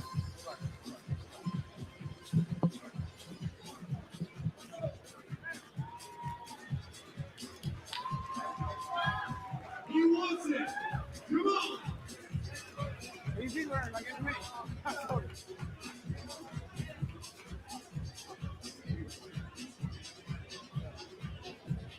I mean, I think, Bastien summed it up quite well at one point. He said it seems like Valdez is more built for that kind of grungy, dig deep, gritty fight. Yeah, that's it. And that needs to be done close to your opponent when you fight like that. And there, since he has the shorter arms, he will be more effective, believe it or not, because the longer a strike travels, the more power can get, on the way to its target. So his punches are actually much stronger close by. But then he has to watch out for the knee to the face.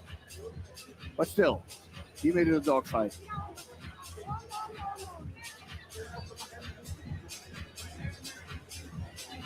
Well, we are going to get the official decision here. Pit side, we think we know which way it's going to go.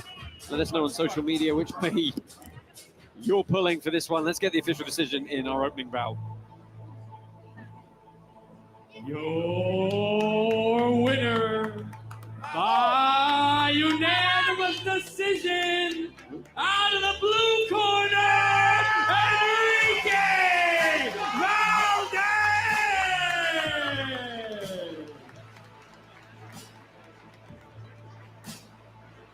Enrique Valdez victorious. Let's see how he's feeling. He is pit side with Dean Thomas. First off, Enrique, congratulations on the victory. Very grueling fight. How do you feel right now? Man, a little exhausted. He was putting it on me, not gonna lie. He had some hard hits. As long as I weathered the storm, I knew I was gonna be able to get the edge. He was tall, he was long. Was that the game plan to get inside and put them hands on him? Exactly that. I knew he was a Taekwondo practitioner, so I knew how to get on the inside, either break down his legs or break down the body, and that's the best I was trying to do in there. Very exciting fight. When can we see you next in here? Whenever they want me again, man, I'm ready. Love it. Ladies and gentlemen, I just want to give a shout out to my son and especially to my mom who all helped me and pushed me to be here today, and all my teammates out in Yuma, Arizona. Thank you, every single one of you. And big thanks to Leo and President Awesome for giving me this opportunity to showcase my skills out here. I hope you guys wish to see me again. Thank you. Ladies and gentlemen, make some noise for Enrique Valdez. I think, Bas, that was a great summary from Enrique Valdez. It sounds like he had a game plan. He managed to put it into play, and it came away with the win. That's what it is. You know, you fight a guy who's an Olympic team in Taekwondo. Yeah, you don't want to stay away. You don't want to stay away from him. You don't want to give him space. You want to be inside. And once you're inside, that's your domain. And that's exactly what he did. The takedowns, the ground and pound, he made it a dogfight. Yeah, let's take a look back at some of the highlights from that opening bout. And this was right at the start when Castaneda looked like he was going to bulldoze his way forward, but slowly Valdez started to understand the timing, get inside. Oh, nice cross there on that single kick. We were talking about it before. That left hook landed twice, head bounced back. And from here, it was all Valdez. Once he went to the ground, his ground and pound was strong.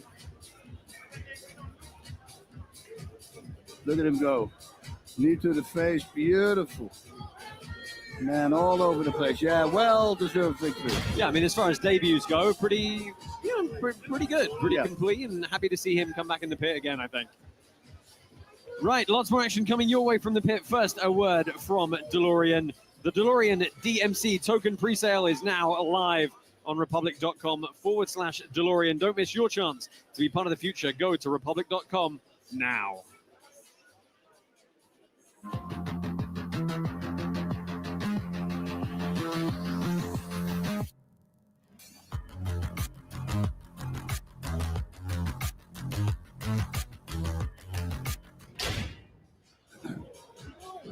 Well, the party hotting up here, pitside in Miami. It is always a bit of a different vibe here at Karate Combat. We have a good time, we have a party, and the fans get stuck in with their very engaging view of the pit. Guys, it is just, if you've never been this close to fights, this pit environment really does make everybody feel like they're right on top of the action. It's Fight Club. You know, it's literally the movie Fight Club. Everybody's right there, and everybody's talking about it. Everybody who's been in this place, they say the exact same thing. People just simply love it. You want to be close to the action. We're going to move straight into our next preliminary bout this evening. Let's go ahead and meet the next two fighters here. This is Harry Gomez and Jacob Wayman. And Bas, we'll start with Jacob Wayman. He's a multiple-time U.S. champion in Muay Thai. Very, very accomplished. Yeah, this guy loves wrestling. He loves striking. He's perfect for Karate Combat. He says he's going to use a lot of feints, a lot of tips. He loves clinching as well and elbows. Oh, yeah, give it to me, elbows, he said. Plus, on top of everything, he will always be ready to take his opponent down, which is a really good thing because then you get inside his head. Yeah, and he's taking on Harry Gomez, who we're going to meet in just a moment. We'll go ahead and get these introductions done and fill you in on these two fighters a bit more. The United States of America, Jacob Wayman!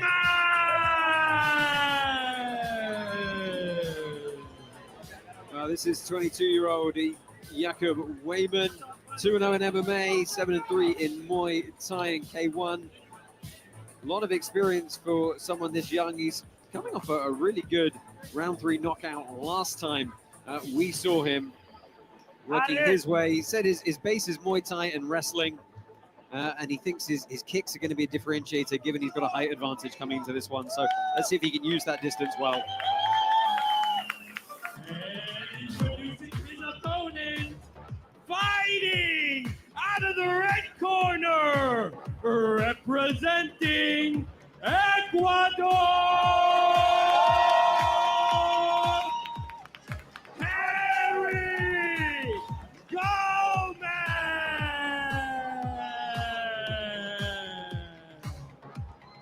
Slight underdog with our Cloudbet odds coming to this one, but an 11-2 pro MMA record for the Ecuadorian. He said his game plan is to really put the pressure on. He thinks his opponent actually is overconfident in his height, so going to be very interesting to see how this one plays out. Let's go ahead and get this one underway. Fighters, enter the pit.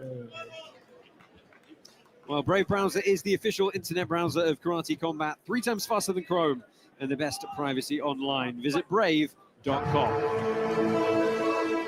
Now, let's see what's going to happen. So black pants for Gomez, white pants for Wayman. And Wayman trying to use those much longer legs early here.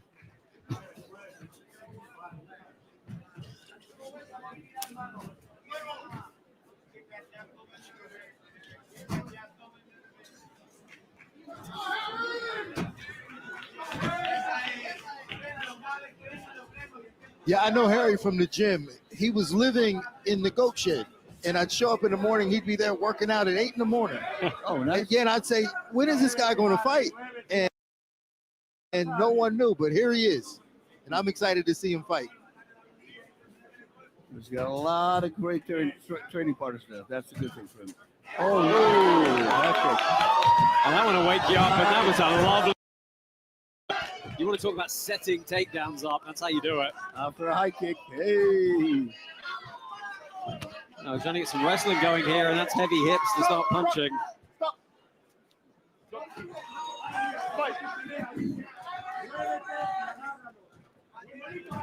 Yeah, that got Wayman's attention. Yeah, if you get kicked in the face, then we'll do it. You know, you look at the skill sets on paper, and you would say, hey, Gomez, route to victory is perhaps to wrestle a little bit more. But obviously, he's got to watch the tie strikes in the clinch as well. Yeah, Wayman is fast with his hands.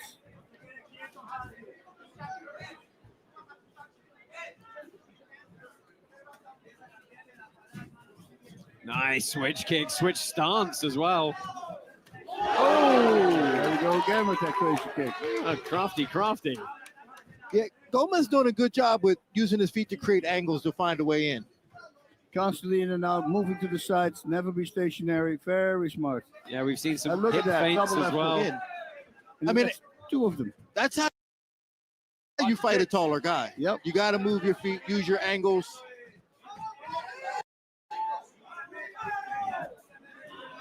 Wow, he really is non-stop back, right? constantly moving. Little left hook as well. Beautiful, staying outside the range of his opponent. Just right outside the range. Beautiful. Not too far, and then he's able to come back in with a strike. Look at him. You know, I think that comes down to focus. Like his focus. A lot of fighters get lazy and they can't do that. And still. Well, not him. The liver left hook really landed. It was beautiful. It feels like he's really starting to get into a rhythm now. No, actually tried a little sweep there. Beautiful. Knee to the midsection. Man, Gomez is all over the place. In a good way. Yep. In a good way. In a good way.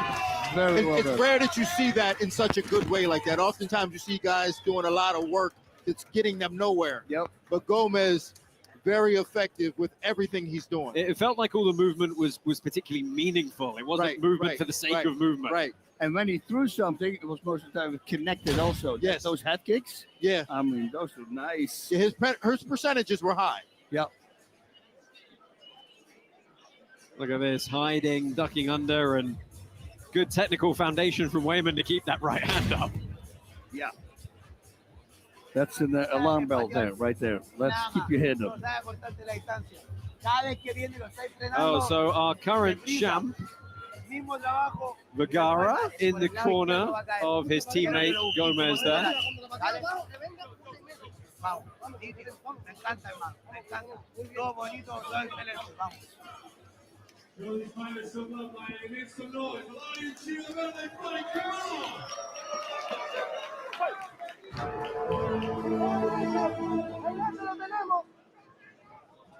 So second round underway, 3 minutes should they need them.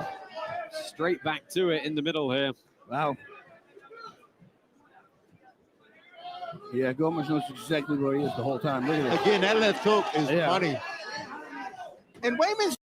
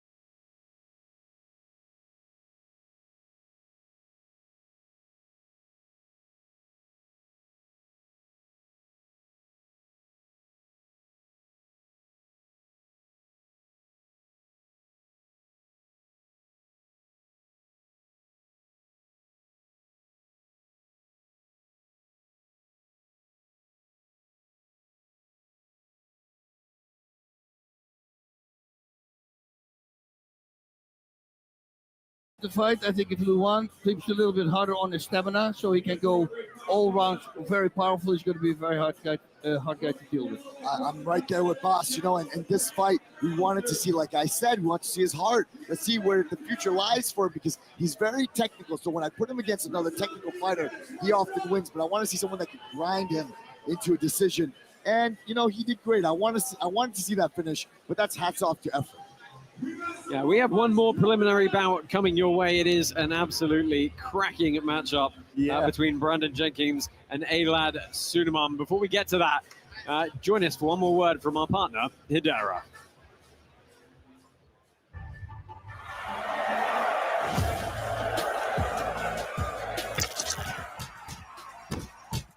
Up-only gaming is different. When a fight comes up, if you have cryo tokens, you place them on a fighter. If he wins, you get additional tokens. If he loses, you don't lose anything.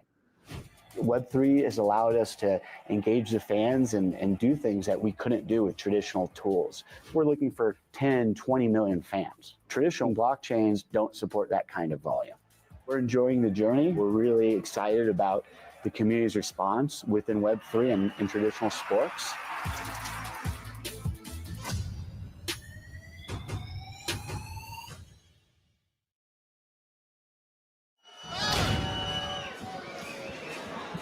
So our final preliminary bout of the evening, Brandon Jenkins taking on Elad Suleiman. We'll start with the known quantity here. Brandon Jenkins, he's a crowd favorite. We always look forward to seeing him. He's got a very unique style in his ability to take damage, which is an interesting thing to say about a fighter. Yeah, defense is optional is one of his lines that he says. He just walks forward and he starts fighting. He will throw everything. Cartwheel kicks, you're going to see crazy stuff. And he has got a lot of heart. He believes his opponent wants to play more and dance more than really fight. You saw that last fight. The game plan is going to push him against the wall, use a lot of elbows, and then hit the body. And again, I had to emphasize, he said, I'm going to use a lot of elbows. Yeah, and he's taking on Elad Suleiman, pretty accomplished Muay Thai record. New signing in this welterweight division. Yeah, he said about his opponents as well, he's got great surprising strikes, like a flying knee, for instance. And the game plan is to put the pressure on, because then he will stop doing that. And use elbows. So both these guys like elbows. Anything actually that does damage, he's going to throw. Yeah, and you may have noticed the very loud and large character of Loudmouth is joining us in the booth for this one. Loudmouth, you're at most of our events. You have a great time with this kind of vibe and party atmosphere. How's it going for you this evening? It is a great way to kick off 2025, is all I got to say. Isn't it just amazing? And Miami's a great town to do it in. Yes, it's the best. So let's go ahead and get this one going. We'll try and bring you some fun action for our last preliminary bout. Brandon Jenkins and Elad Suleiman.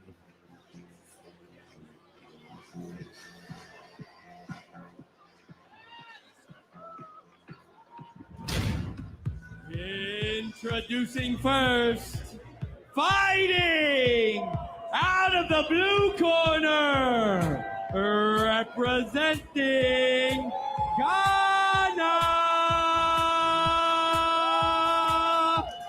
Elad Suleiman.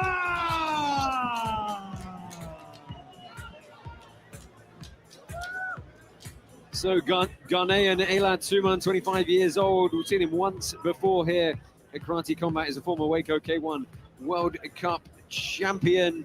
Actually did pick up his unanimous decision win over Yo Miyahara, which was a little bit of a surprising one because Miyahara very highly touted. Gonna lean heavy on that K1 and Muay Thai background tonight. The mullet is coming in hot tonight, right? Isn't it just? Business in the front and party in the back, but sometimes Brandon Jenkins is always party. Representing the United States of America, Brandon, the human highlight reel, Jenkins! Brandon Jenkins, the human highlight reel, crowd favorite here, huge amount of experience, has some great stoppages here at Karate Combat, but he enters tonight on a 2-fight losing streak. And that, I think, Bass, has prompted our partners at Cloudbet to put him as a very slight underdog coming into the bout here this evening, which is surprising to say in a Brandon Jenkins fight. Yeah, I think that's a real look at the fight. The Escudero fight, for instance, I thought he won that fight and then went to a sudden death overrun, and then he lost it. Well, touch of gloves, we're going to get underway here. Don't forget the DeLorean DMC token presale is now live on republic.com/DeLorean. Don't miss your chance to be part of the future. Go to republic.com now. Wow, what a great start. Not that last kick, though. Right to the groin. Boston, how does that usually mess with the fighter mentally coming off of 2 losses in a row? I know Brandon Jenkins has been here a while. Yeah, I know, but like I said, I think he lost that last fight against Escudero. That went to a sudden death round, but we were in the booth. We all thought he won. Well, he is, of course, Bass, in October of this year, coming off that round 1 head kick loss to Joe Giannetti. Yeah, that's true. That was that question mark kick. And then Efren, who just fought him in Nashville, correct? Yeah, yeah. That's why we were there. And this is just, thankfully I've never been kicked into pelotas, but I can only imagine. Well, you always won really fast. I gotta love that Suman goes straight back to that low kick. This guy's got some power in his legs. Yeah, Jenkins trying to go to work on the inside, but the explosiveness of Suman here. Man. That's the card. Well, great knees, great elbow. I mean, he's throwing everything in him. Oof, dug that low kick in, chopping down on the. He's taunting Jenkins a little bit with his smile. Well, trading groin shots now. Past the explosiveness of Suman, it's very compelling viewing. Wow, man, he's got some great kicks. He's doing much more than he did last time. Very powerful kicks. Brandon Jenkins is a veteran of the UFC as well. Yeah. Look at Jenkins' back already. I mean, it's oh, man. Step back, please. Stop. Oh, this is going to start getting tasty in a minute if... Yeah, he should have gotten the warning after that. That was literally after he said break. Oof. Chopping elbow as well. Nice elbow over the top. You know, Jenkins completely unfazed there. It's just his style. He lets the mullet take the shots, and you know he does more often than not fight through that adversity. Oh, look at him using the pit wall. That was great. Wow. Aljamain Sterling leapt out of his seat there.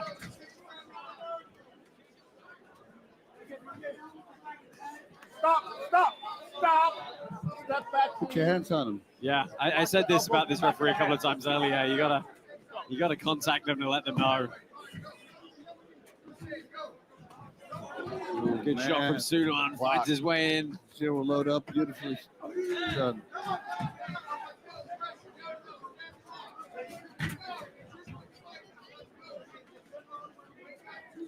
Well, we're down to the final 20 seconds here. Yeah, but he's going to give him ideas. He's doing an elbow back. Yeah, it's nice from Jenkins on the inside. Oh, wow. Yeah, that was a beautiful elbow. That's a stabbing one. Look at that body of Brandon Jenkins already. Oh! If you can see the left upper rib cage of Brandon Jenkins. Wow. Unfazed as he jogs back up to his corner there. What a round. Now, there's been some chatter with the refs tonight about maybe the karate combat rules being a little different. Maybe they need to read up on the rules a little bit. What do you think about that? I think you're 100% correct, sir.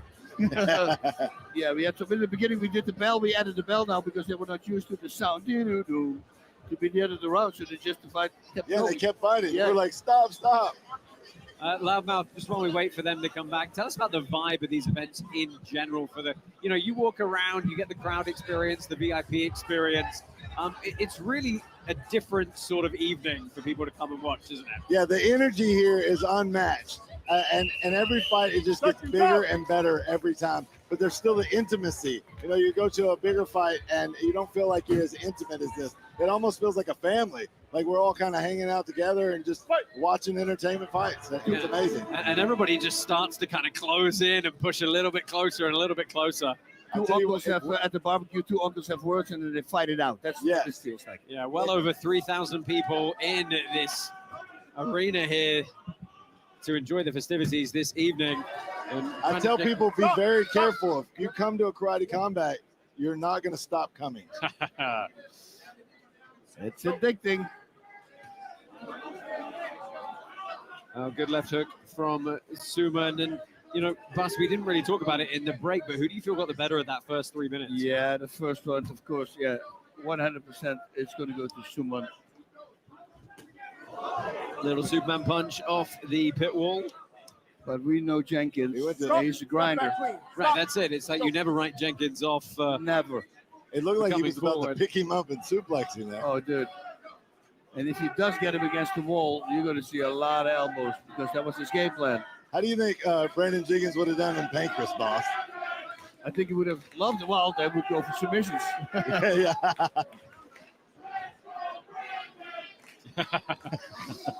Let's go, Brandon. It looks like he's got a pretty good bruise under that big red mark, too. So he's been hit there a lot. Jenkins trying to get some ground and Oh, going there's there. the elbows back. Nice elbows. Big elbows Here from we Brandon go. Jenkins. Here we go, guys. Suman does a good job of wrestling out in defense. Do that again. And the smile is gone now. We're only halfway through this second period. Ooh. Yeah, he looks absolutely incensed and he's driving forward with the point of those elbows. Such a nasty way to close distance. Body shots. Jenkins was talking about that. He was going to do it. He's doing everything. Stop, stand up. Why stop? Yeah, that's not a downed opponent. Yeah. There were still strikes going, so. See, but the smile disappeared from Suman. Yeah, I've heard you guys say usually when they get to those sponsors on the mat is when you attack, right? If they're right there, you want to go. That's it. Yep. That's the spot. Yeah, really the way you hit the pit wall really impacts how effective you can be against it. If you can knock them back, that's a big elbow. It really does pay dividends. We're seeing fighters start to utilize the pit wall a lot more here recently. Oh, good spinning back there to the liver. Keep going. Well, I wondered if There it is. that jarred him for a second, but Jenkins really going to work here in the second, looking to even the scorecards up. Elbow. You see, yeah, he really made it 1-1 now. Yeah, got a little bit of a smother going in there, and he's doing a good job of putting pressure to lift the head up with the forearm and sneak the shots in. Yeah, man, he took round number 2. If he can keep this momentum, keep going forward, it's going to be good for Jenkins. The 33-year-old Jenkins currently sitting at 2-2 in karate combat, looking to get back on the plus side. Representing Syndicate MMA in Las Vegas. Yeah, it was a good round for him. Take a look at some of the replays here. Which one? And that looked like it just caught the hip a little bit. Yeah. I don't think we can underestimate what those elbows against the pit wall were like for the Jenkins.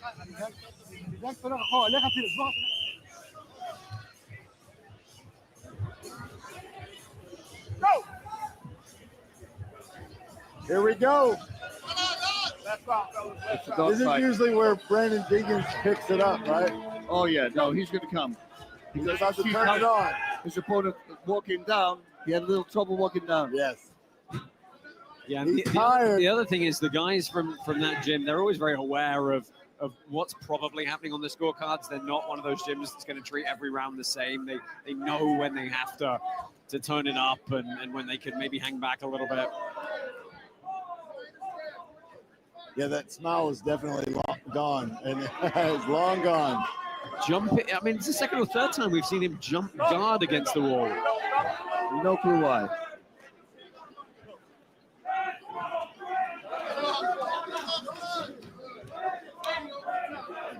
Wow.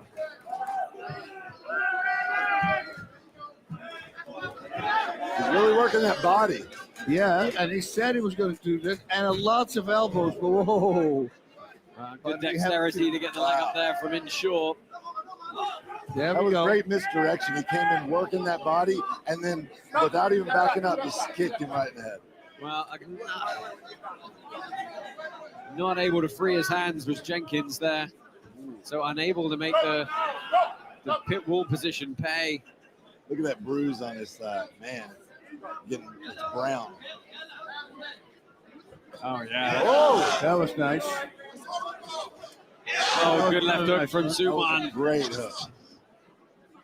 He didn't really capitalize on it, though. He got a great left hook and didn't do much with it. Now this is a better position for Jenkins, able to let the hands go a little bit.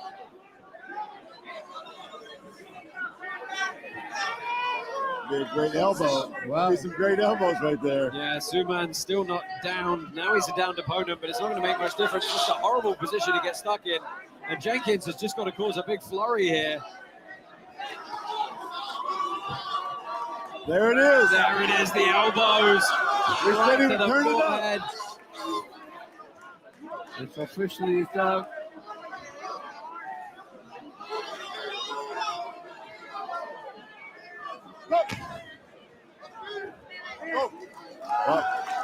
Why did the ref stop? Did he call the fight? He called it. Oh, they did. Oh, wow. Oh, I thought they were calling a break. Brandon Jenkins gets the win. I guess it looked like he couldn't properly defend himself there. Look at that. That's the mullet coming out. Well, he is a character, that's for sure. Great job, Brandon Jenkins. Yeah, Brandon Jenkins rights the ship. Gets back to 3-2 in Karate Combat.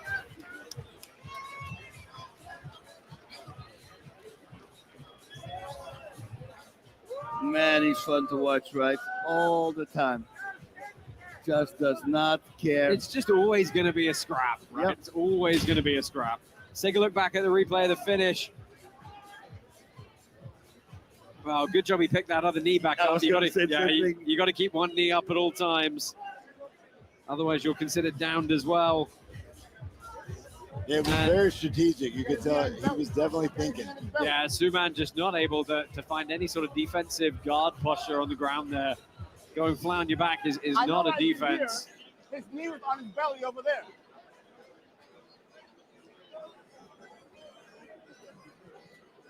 I will explain later.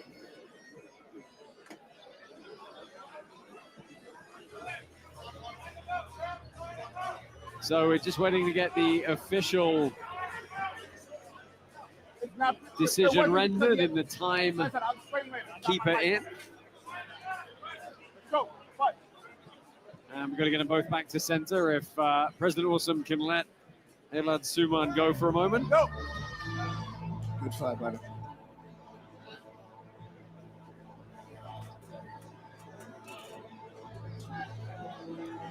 Round one was really And nice. your winner by TKO out of the red corner, Brendan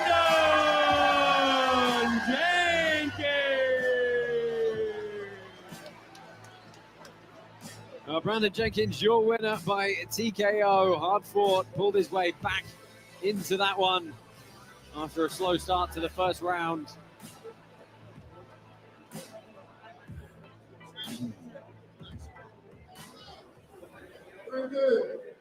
And we're going to try and get Dean to get... Man, we ain't got all night. Get your ass over here. Oh, there we go. I like it. Good job, Dean. Yeah. But congratulations on the win, man. Hard fought fight. The first round was a little rough, man. What was going through your mind during that first round? It don't matter, man. The prettiest boy at the trailer park is back. I'm throwing bows and filling holes. You know what I mean? I meant like, you know, like graves. I'm not the other one. You know. Yeah. But yeah. No, man. He's good. He's fast. He got like 20 pro Muay Thai fights. He's got a belt. I just wanted to come out and prove I'm still a top 10 guy. Last fight I didn't get to get going. But yeah, I still got a little left in the tank. The elbows. He was trying to change your life with those elbows. How did you deal with that? I don't know. I seem to got really thick skin. You don't see any cuts, do you? Shit. I don't know how you did it. What's next for you? I'm just happy to be back. I want to stay active. I want to do some bare knuckle MMA and then hopefully get back in the pit right afterwards.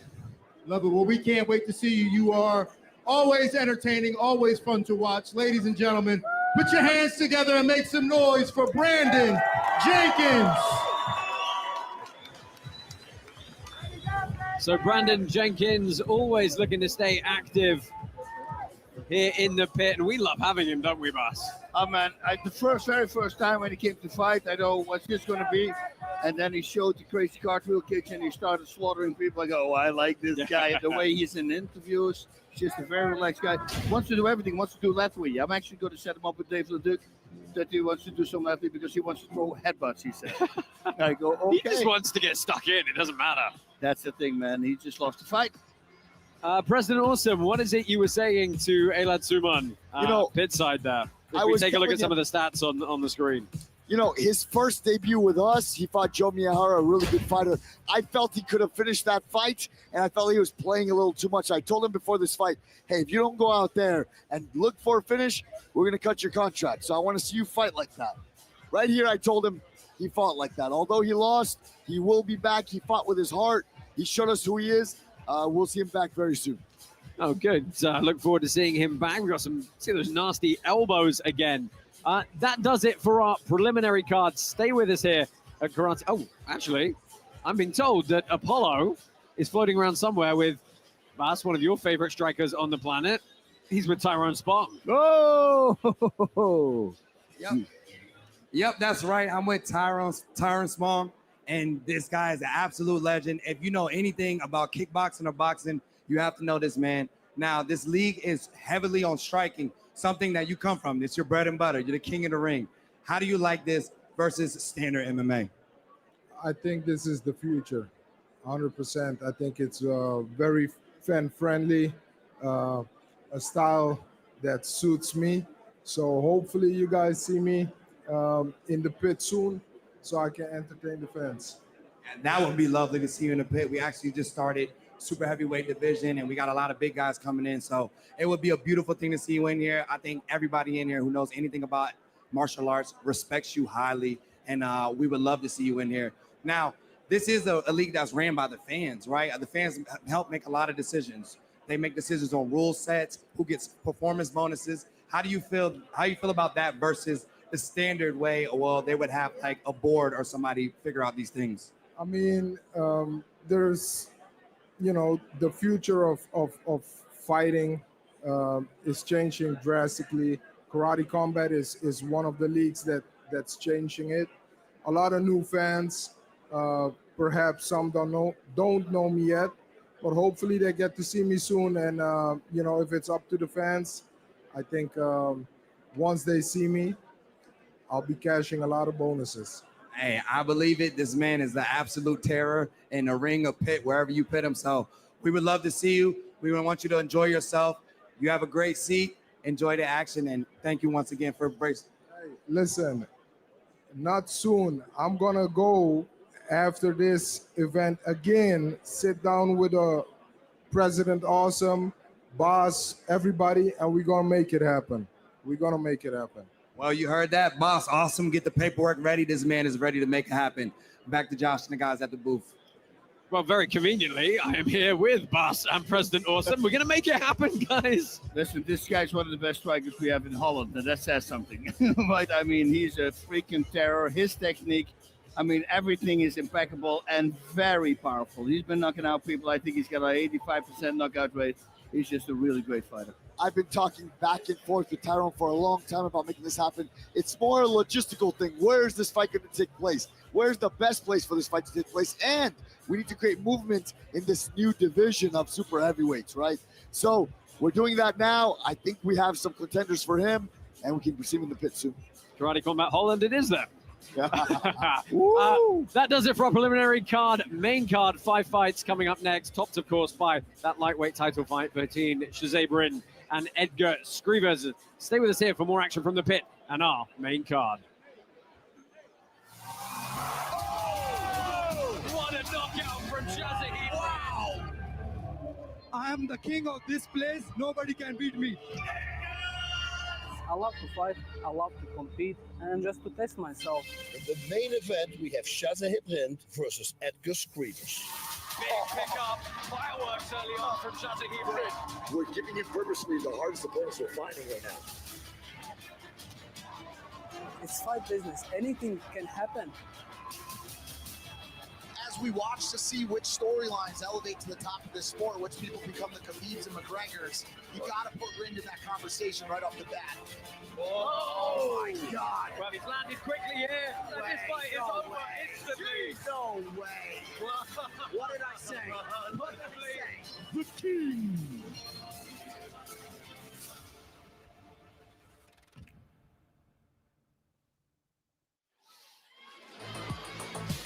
Well, we are back in Miami to kick off Karate Combat's 2025 here at Karate Combat 52. Josh Palmer, Bas Rutten, rotating third chair. Right now it's President Awesome, bringing you all the action from pitside. Let's go right ahead and move on to the first fight on our main card, Tyson Nam and Loxby Montalban. And let me introduce you to our ring announcer for the evening, Gabriel Haynes.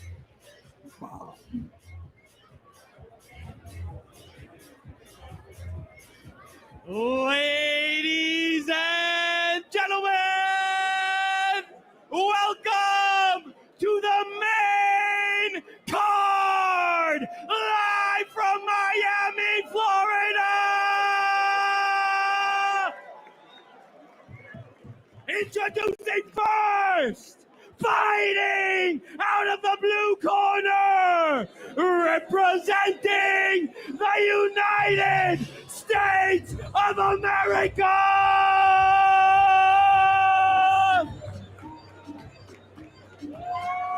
Tyson Nam! Tyson Nam, 38 professional fights, 8 of those in the UFC. Bas, what else can you tell us about our debutant here? The game plan, he said, we're going to meet in the center, I'm going to feel him out, and then I start working hard. He says the opponent wants to move away from my right hand, but he cannot stop it. There's going to be an overhand knockout since I already had 13 knockouts with it. Now, a very slight underdog with our partners, Cloud Bets.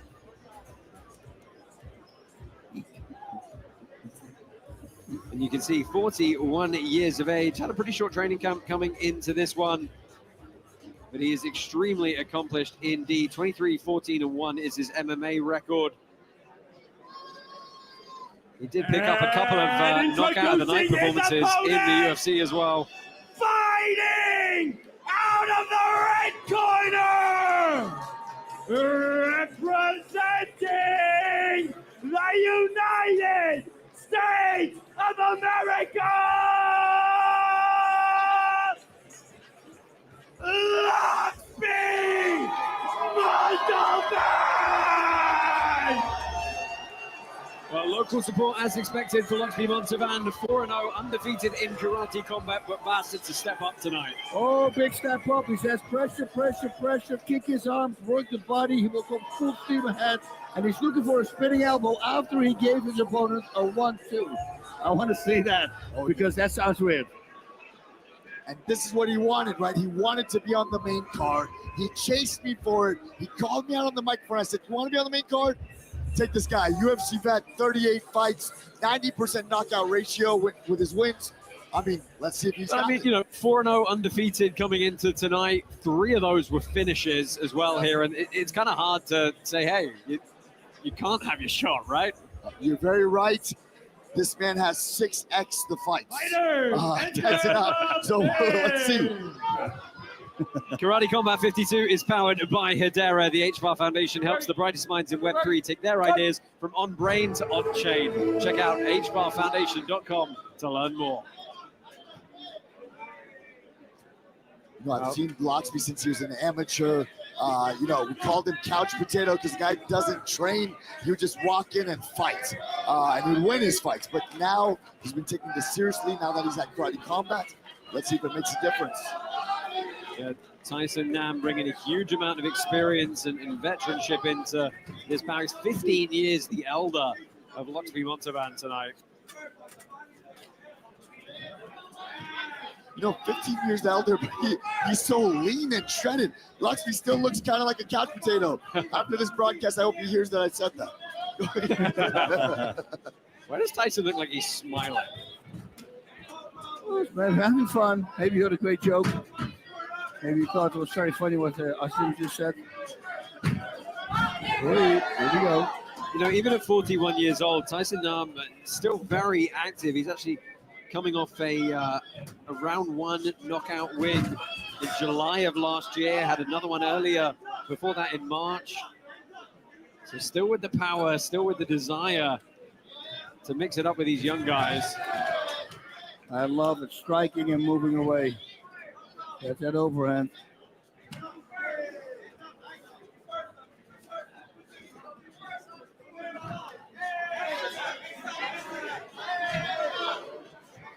And that's what Laxmi's been doing at Karate Combat. He enters the matrix once he gets the timing of his opponent. And he's able to just see all the punches. It looks like it's about to begin. He looks really good. Cross-landed, nice kick. He really went hard on that body kick.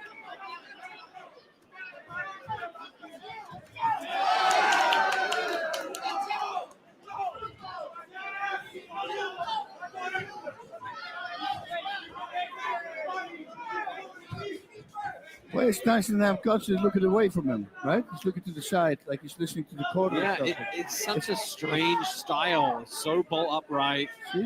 Strange head movement. Yeah.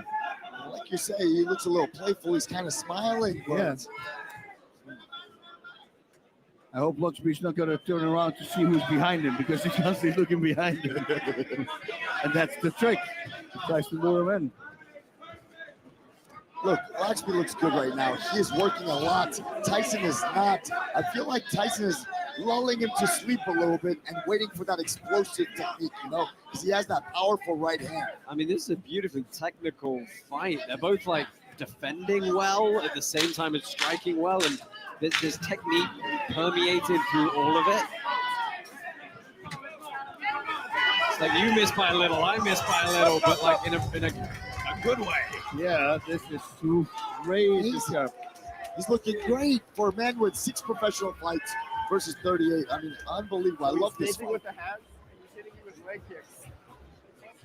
It's like you said, once he has that flow, it looks like he sees everything coming. The way he slipped those hooks the whole time. Well, that big overhand right of Tyson Nam is his main weapon, and Montalban told us he's very, very aware of that.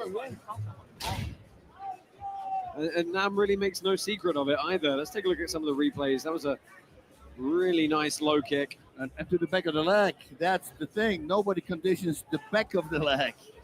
So that thing, you're going to feel. Wow. The Matrix, he's here. That's what I'm saying. He slips everything. He sees it. It's crazy. Wait. Referee just getting him reset. Second round underway here. For such an unathletic looking guy. You're just going to ride him hard on the body type tonight. I love the guy,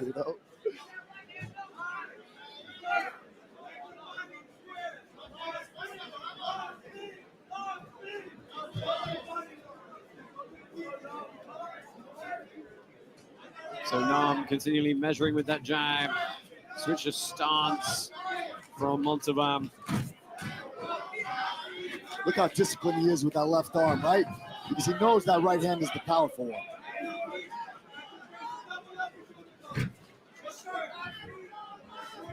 We say it time and time again when it's a southpaw fighting an orthodox fighter. Of course, in this instance, it's Montalban in the black pants who's fighting right hand. Oh! Tyson Nam lands the big right hand and the follow-up on the ground and hands Montalban his first professional loss. Oh, man. Wow. That was the clean cross. And that's what he was waiting for. He was waiting for the right moment. He was lullabying the guy to sleep, waiting for the moment to explode. He found that right hand that he's been throwing for 38 fights. Yep, now he's got 14 knockouts by way of overhead. Oh. And that was a cross, actually. Yeah, went straight through the guard and the follow-up on the ground.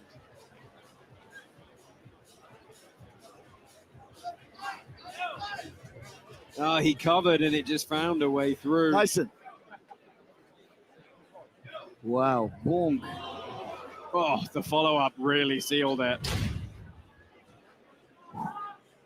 What a knockout for Tyson Nam in his debut.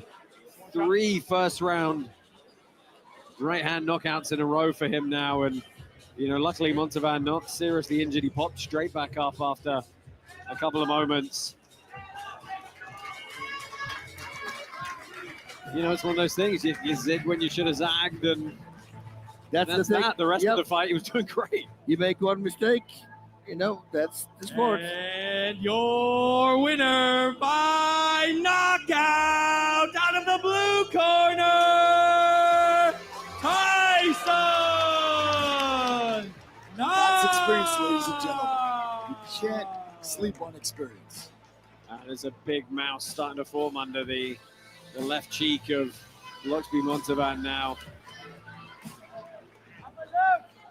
And Tyson Nam, let's get a word with him and Dean Thomas. Tyson, what a remarkable finish that was. But I want to know this, like, you're the veteran coming here, and sometimes they try to put these young guys against the veterans. How good does it feel to turn them back? You know I'm 41. God damn! 41 years young, baby. So keep on putting me up against these young boys. I'll keep on showing them out. Everybody knows about your right hand. Everybody is trying to avoid your right hand, but you still find a way to make it fit. What's so special about your right hand? It's something that no matter what, I'm going to catch you with it. Okay, he did a really good job kicking high, you know, occupying it, but all I need is one. All I need is one. So this is your debut here at Karate Combat. What'd you think of the experience? Miami, the promotion is beautiful. President Awesome is beautiful. I love what you guys are doing here. This is something different. It's something exciting. You guys are doing it right out over here. Keep on keeping up that good work. Well, Tyson, man, you were fantastic. We're glad to have you. What a knockout that was. Ladies and gentlemen, put your hands together for Tyson Nam. Well, congratulations to Tyson Nam. Fantastic debut for him. Puts a bit of a chink in the armor of Luxby Montalvan. President Awesome, give us your thoughts on his performance. You know, and this is the level of Karate Combat now. It's constantly rising and rising and rising. You want the greatest strikers on the planet. Look, if you ask for that main card spot, be prepared to fight an animal. And that's what he found in Tyson Nam. Yeah, Bas, how are you feeling about that debutant and what's next for Luxby Montalvan as well? You see the experience from Nam, right? I mean, he's just waiting and figuring out his movement. And then at the moment he saw that opening, poof, he lands the punch. And for Luxby, I mean, it's a guy with God knows how many fights. He's a really good fighter. So for him, it's simply going back to the drawing book. And then hopefully that lights a new fire under his butt. And train even harder. That's how it goes. Yeah, what a way to start off our main card here at Karate Combat 52. Stay with us for more action from the pit as we move on with the rest of our evening.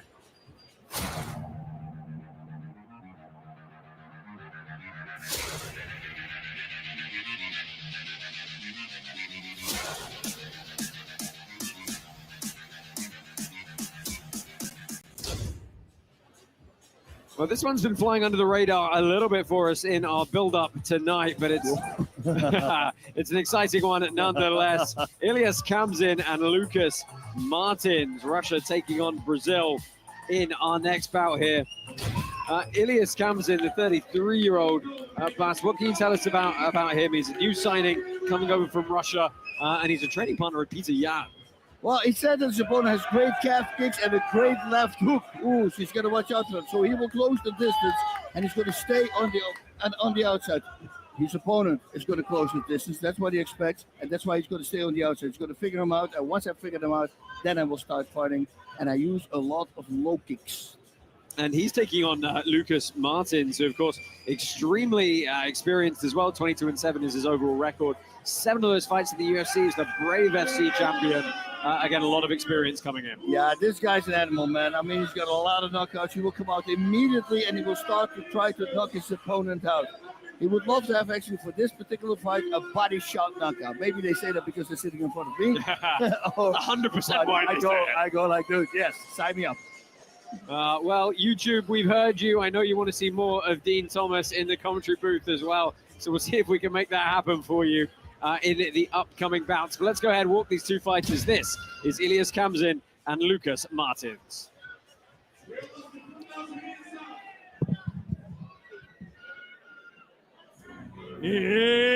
Introducing first, fighting out of the blue corner, representing Brazil,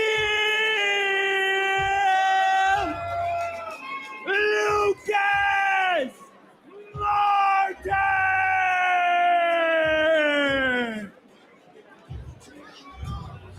Lucas Martins, your Cloudbet slight underdog coming into this one.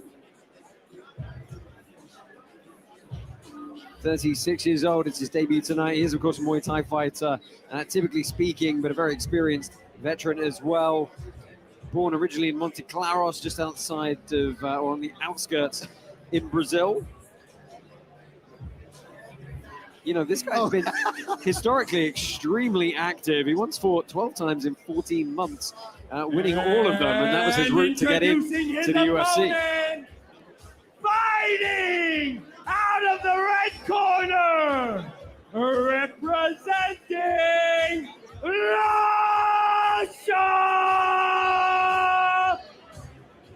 Ilias Kamzin.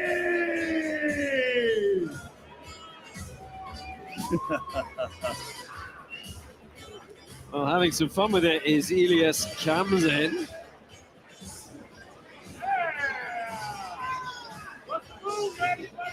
He is bringing a 2-0 kickboxing record with a 13-4 MMA record into this one tonight.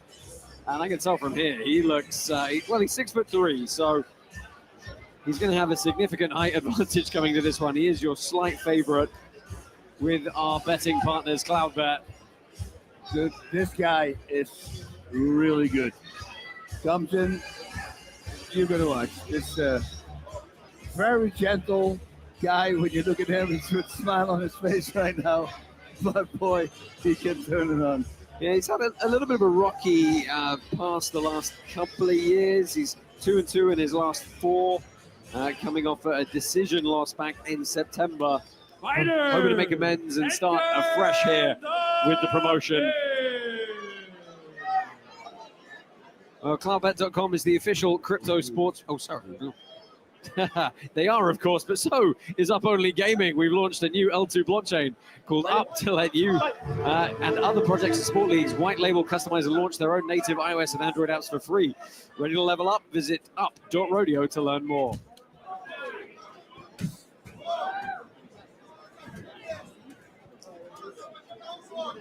And, you know, on paper, Bas and Dean, welcome back. YouTube, we're happy to know that you're back with us. It's good to be back. On paper, it's a 3-inch height advantage. It looks a lot more. Looks much more. Ooh, look at that oblique kick.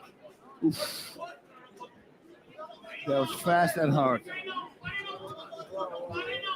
Both these guys have a lot of respect. They can already see that they have a lot of power. Possess both of them a lot of power. Ooh. Yeah, this feels like it's one of those don't blink scenarios where if someone connects, it's going to do some damage. If you want to talk about that situation, though, don't forget our next bout coming up, super heavyweights, Robelis Despania and Marcos Brigagao. Ooh. Nice. The bounce, the rebound. Yeah, that was the load up. Oh, body hunting. Good.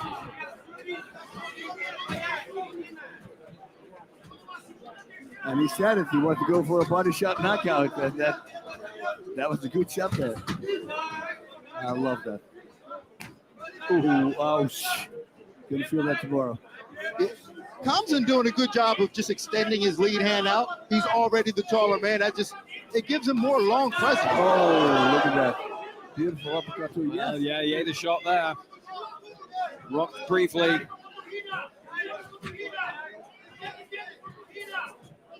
And a great pace to this opening 3 minutes as well. But the one thing that he can't do that a lot of tall fighters do is they pull their head back when they after they punch. And that's how he got caught with that uppercut that last exchange. It's always like that. That's why I also to these guys, throw a big left hook, then put the head back, and then the right hook solar plexus. Yes. Good work defensively from Martins.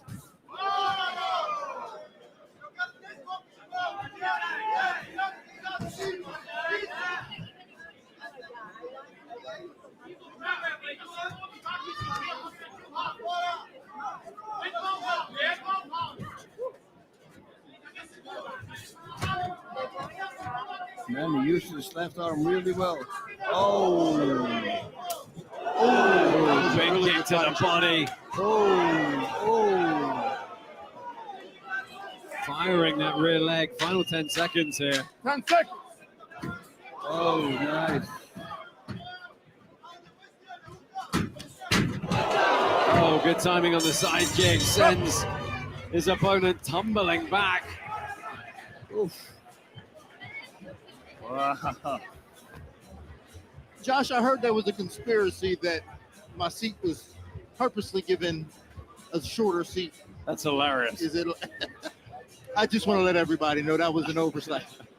I have a proper chair. Ah, Yeah. you do now. I have well, it was an oversight. I have a proper chair.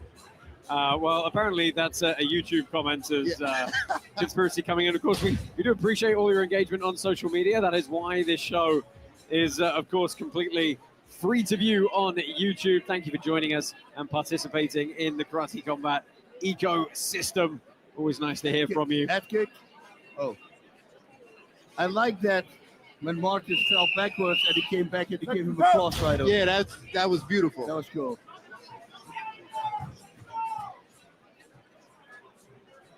So back at it for round number 2, guys. Do you have a feeling about who's got either the judges' scorecards or the momentum coming into this second round? Yeah, I think that comes into the first round.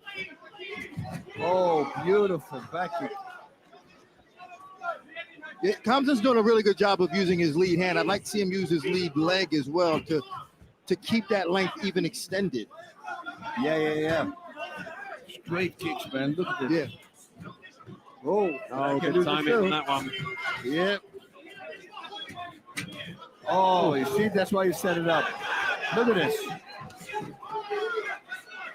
Vicious leg kicks from Kamzan. Really nice movement. Wow. Starting to find the head of Martins as well, but Martins is firing back. Nice right hook. You don't see this a lot in the striking, which is it's a very effective weapon. Well, scrambling now is Martins. Kamzan trying to finish on the ground. Big elbow. This is good ground and pound. Martins rolls through. Watch behind the head. Watch behind the head. Stop. Well, he's going to get warned for shots to the back of the head. The crowd agreeing with the referee there. I agree with the referee. I think the referee was actually a little late. I think he needed to do a better job of getting in there earlier because he took like 3 of them. Oh, he's going to take a point away. 1 point. That's the right thing to do. Yeah, immediately take a point here, and that does change the complexion of this whole fight. Where it gets tricky is Lucas Martin and continuing now. Let's take a look back at the replay, and there's probably the first, the second, the third. That again, you've got to put hands on them. You can't stand there and say stop. Yeah, that's what I'm saying. I think you're talking about fighter safety. You've got to put your body between you and the fighter and stop that engagement. I mean, we're talking about back of the head shots. Well, they're going to check him here because it's going to be it's going to be interesting to see how this. I think if he can't continue, it will go down as a DQ. It probably should, but I still think it was the ref's fault for not jumping in the middle after the first one. Yeah. Yep. Yeah, I agree. 100% agree. I think this is going to. It wouldn't surprise me if Martins is unable to continue here, and then it will be a disqualification. because it was a deliberate foul as opposed to an inadvertent eye poke. If it was an eye poke or something like that, we'd be talking about a no contest because we haven't completed 2 rounds.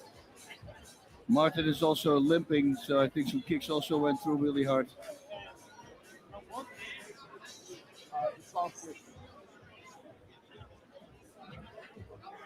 Well, this bout is going to be over, and it is going to be a medical retirement there. But let's see which way the Athletic Commission rule it, because my understanding of the rules is it should be a disqualification because it was an illegal intentional foul.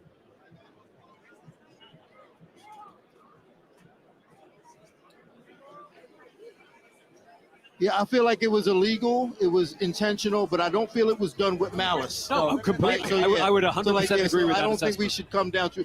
He was just caught in the moment. Yep. Yeah, and the ref could have stopped right away after the first one.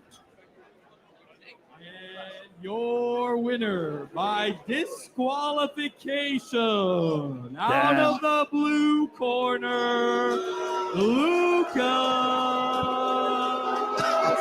Martin. Well, that is the correct. Oh, now that. Oh well, they're gonna. Well, he's looking for a microphone, I guess. I think they're saying they want to run it back.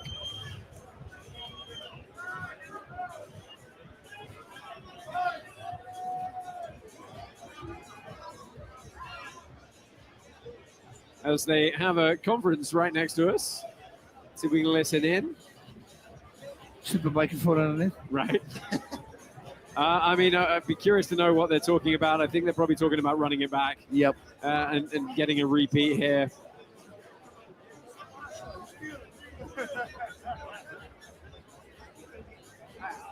But we'll see if...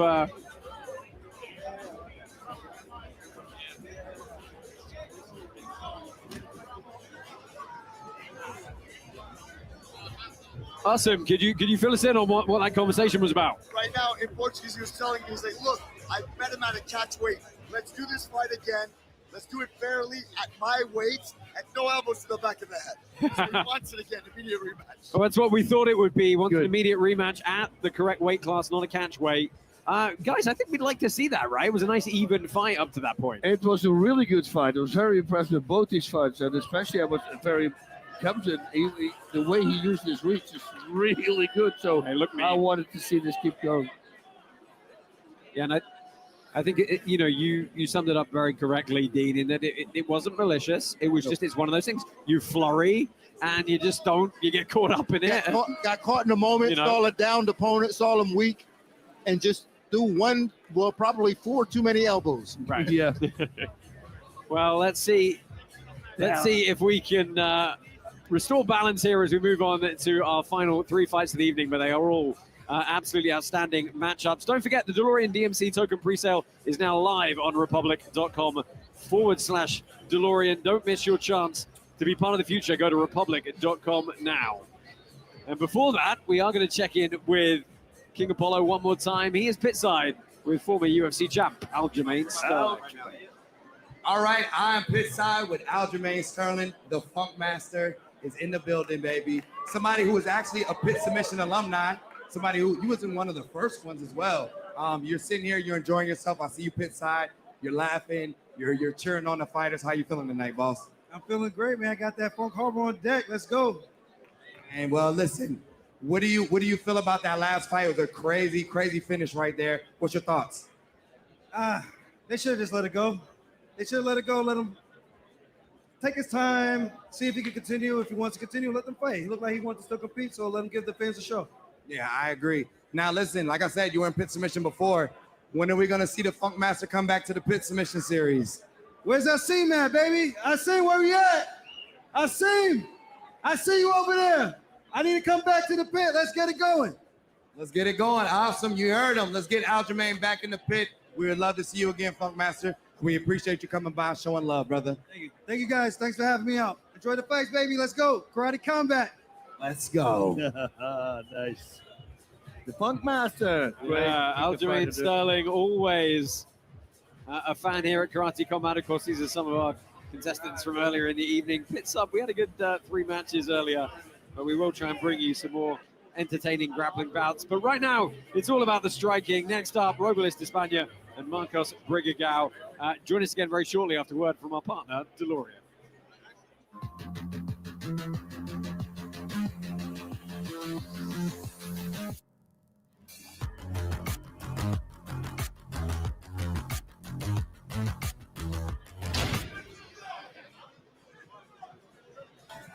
Super heavyweights on deck here, coming off the fastest knockout in Karate Combat history.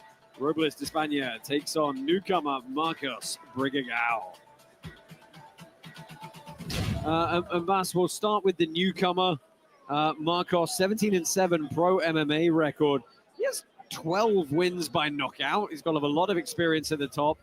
He is, of course, used to being the bigger guy. He's not small by any means, but you know, he's going to be punching up a bit tonight. He's going to be punching up, and he said he knows his opponent is powerful and he's fast, and he's going to feel him out the first round for that reason. Feel out his reach, and then once round number 2 and 3 come along, that's when he will start fighting. And he wants a flying knee. I don't know how he's going to pull that off for a knockout to the head. Yeah, that sounds like a terrible strategy. Maybe pull down and then fly up. I don't know. Robelis Despania coming off that 4-second KO in his debut last month here. When we were in Florida. What can you tell us about this gentleman? Well, 7 of his wins all were under 18 seconds. All of them. Crazy. So just to think about that, you know the guy got power. So he's got also the stamina. He's going to stay also on the outside. That's what he said, because he knows his opponent has a lot of power. He's going to use his reach. He would like to have a spinning heel kick to the head for a knockout. And this guy is a bronze medalist in the Olympic team, Taekwondo. He can actually do it. 260 pounds, gigantic. And I think it's one of those things that you can see the numbers on paper, and people at home can look at the fight card graphic and then go, "Oh wow, this guy's 6'7". This guy's 6'7". Like it's so big when you see it in person. Well, I was watching them at the face-offs yesterday, and I saw Brigagao, and I go, "Okay, man, he's pretty tall." And then he stood next to Despania, and I was like, "Oh my God!" I mean, it was still a big difference. Yep. Yeah, I mean, 6'4", 6'7". It's like, and with the frame that goes. Yeah, with but that, just like the presence of him was just so much different.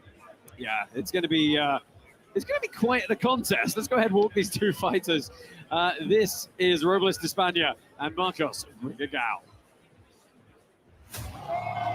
Fastest knockout in Karate Combat history. Try to find another opponent for him. Good luck. Ooh, this is going to be a crazy fight. When big people hit, it's going to leave an impact.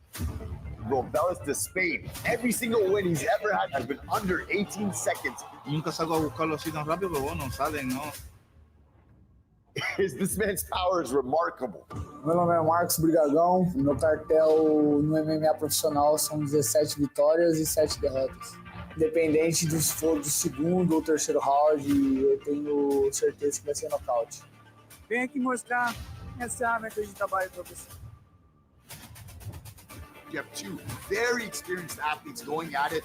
Pienso que va a ser una dura batalla, pero soy un poco más rápido y tengo que explotarla. Don't blink, because the fight will be over very soon.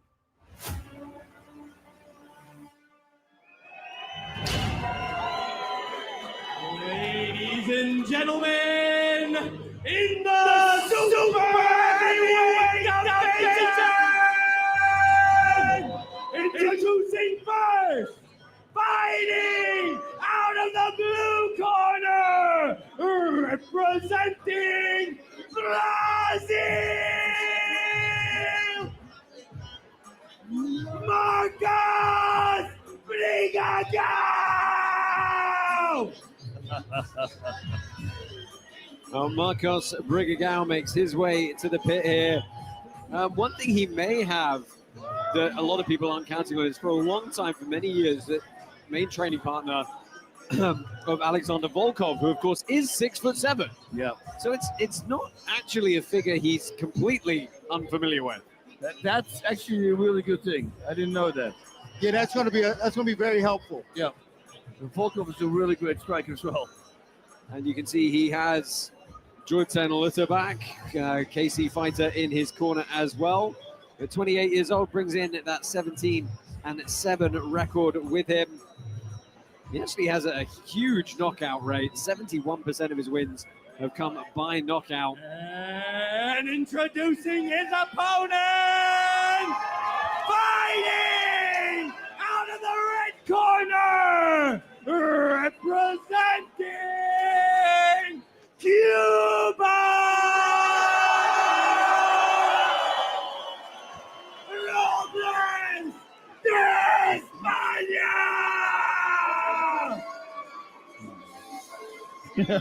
That's how you know we're in Miami.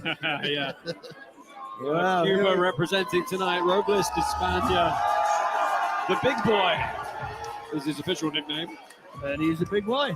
5-2 MMA record coming to this one. That doesn't really tell the whole story, though, as the cloud bet odds at the bottom of your screen might do so. Minus 1,667 favorite with the closing odds. He's a black belt in Taekwondo, obviously. He has the fastest knockout in karate combat history, and he was a bronze medalist at the Olympics. Longtime member of the Cuban national Taekwondo team for some 15 years. You know, if he can really get those legs and that reach working, it seems like it's almost an insurmountable obstacle. Fighter! Well, here's the thing, like just looking at him standing there, look how long his arms are. And I don't think that his opponents recognize that until it's too late. They wake up and go, oh, wow, his reach was longer He had than that I extra thought. 4 or Yeah. 5 inches you weren't thinking, yeah. To me, they asked me yesterday, how do you prepare? It's very simple. If I have a fighter and he fights a guy with like a 3-inch reach advantage per arm, I give him a headpiece, and I put like 3 inches. I add 3 inches to the top of the headpiece, and I tell the opponent only to hit the top of the head so he can shoot. The DeLorean DMC token. Well, I'll get to DeLorean in a minute. The DMC pre-sale is live now. Robles de España looking for a quick start. Marcus bringing out tumbled and he drops. And the referee is waving this one off. Another quick knockout for Robles de España.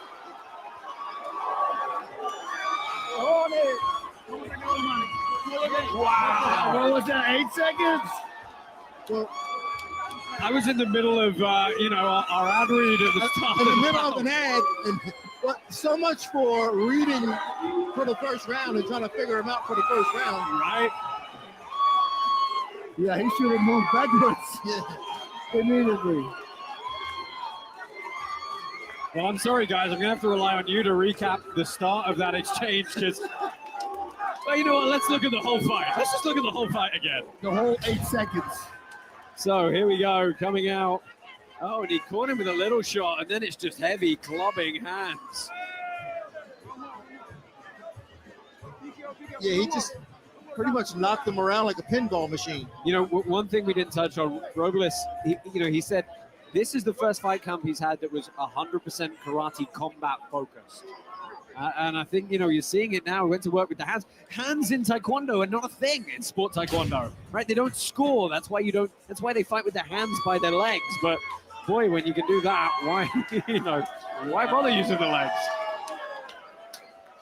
Dude, I will run the first round. Backwards. And your winner by knockout!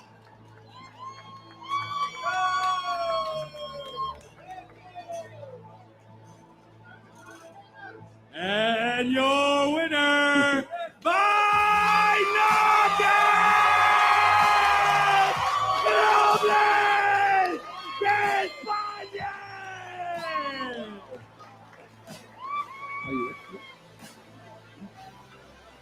Now you see why, what was it, seven wins in total of 18 seconds or something? Yeah, now it's 8. Oh my goodness. 8 wins under 18 seconds. 8 wins under 18 seconds. All of them. This is the most insane. The last one was 4 seconds for the people at home. 4 seconds. That is wild. What? Everything he hits, he destroys. Dean, are you interviewing him right now? They didn't give me, my guy didn't give me my mic. Oh, okay. Apparently we're not going to because his English is not not good enough. So we're going to let him enjoy and soak in the support of the crowd. Wow. 8 times? Are you? It's like, listen, I'm not fast blown away, but 8 fights all under 18 seconds. I mean, but as these opponents, the next guy that comes up, what are they thinking? Are they thinking, "Oh, it's not going to happen to me"?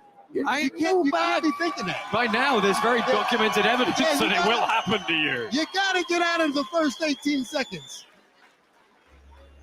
And that's his daughter who's come across to celebrate with him pitside. Wow, how tall is she? Guys, I didn't really get a chance to set and get into that one. Give us your thoughts. I mean, what do we do in the super heavyweight division? I don't know who they're going to find. Who are you going to find now? Which guy? Volkov. That would be something if you could get him here. I mean, think about like who you have to find. Like you got to find somebody first off that's big enough to fight him that we can sell, and then they can't be afraid. Right? Like most guys are probably afraid because they think that they're man. I'm going to get set up to get knocked out. Yeah, it's a hard thing. Actually, once you're afraid of something, that thing will exactly happen. It's Yes. always like that, right? Yes. Perfect rule. Well, Wow. that makes quick work of that bout. We've got our co-main, our main event coming up next. Unbelievable. Let's keep. Okay, nobody thought this through. Bruce Lee, my man. Guys. With the camera. Okay, well, I'm sorry, guys. Bear with us. We've got a feature with one half of our co-main event, Alina Pereira, coming up next. And then we're going to get straight on to our co-main. Stay with us here for more action from the pit.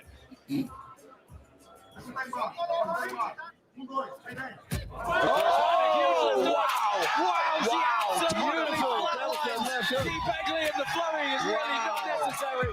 Begley was down for the count. What does it mean to have your brother so involved in your camp? Isso é muito importante para mim, ter ele aqui comigo. Desde o início, ele que é meu treinador e eu fico muito feliz por ele estar aqui me acompanhando. Karate combat is a very new sport, very different than K1 or Glory. What's her impression right now of karate combat? What does she feel about the sport? Eu sei que é diferente, mas luta é luta e eu tô indo bem preparada. She has a lot of experience in fighting. What does she want to show her fans in this fight? Eu quero dar show para meus fãs. Eu sei que muita gente se inspira em mim e eu quero mostrar pro pessoal que eles também podem, assim, sabe? Muita gente manda mensagem para mim, Aline, eu me inspiro em você e isso me fortalece, entendeu? Isso me fortalece e eu quero mostrar para eles, entendeu? Para meus fãs e dar esse presente para eles. Oh, beautiful cross there by Pereira. Wow! Beautiful. Steve Begley and the flurry is really not necessary. Begley was down for the count as soon as that left hook landed.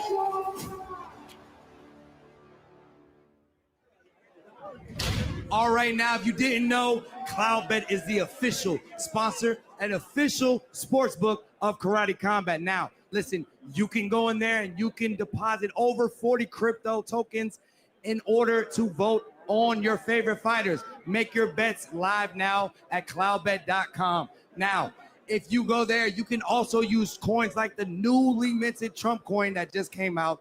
CloudBet is the official sportsbook for Karate Combat. So go there now, make your picks. You can make them for the co-main and the main event that are about to come up. So make sure you go to cloudbet.com right now.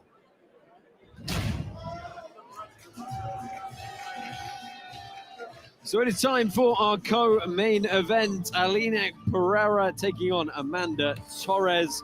And Bas, we'll get to Alina in a moment. Amanda Torres, though, stepping in on short notice after a previous opponent pulled out, but she's an extremely game opponent, bringing a 9-8 record into this. And above all, she's got a level of toughness that is really going to force Pereira to push forward. Yeah, she really believes she wanted this fight. She really believes she can beat her. And she knows her own opponent has the reach advantage, and she says it's going to make it a dogfight.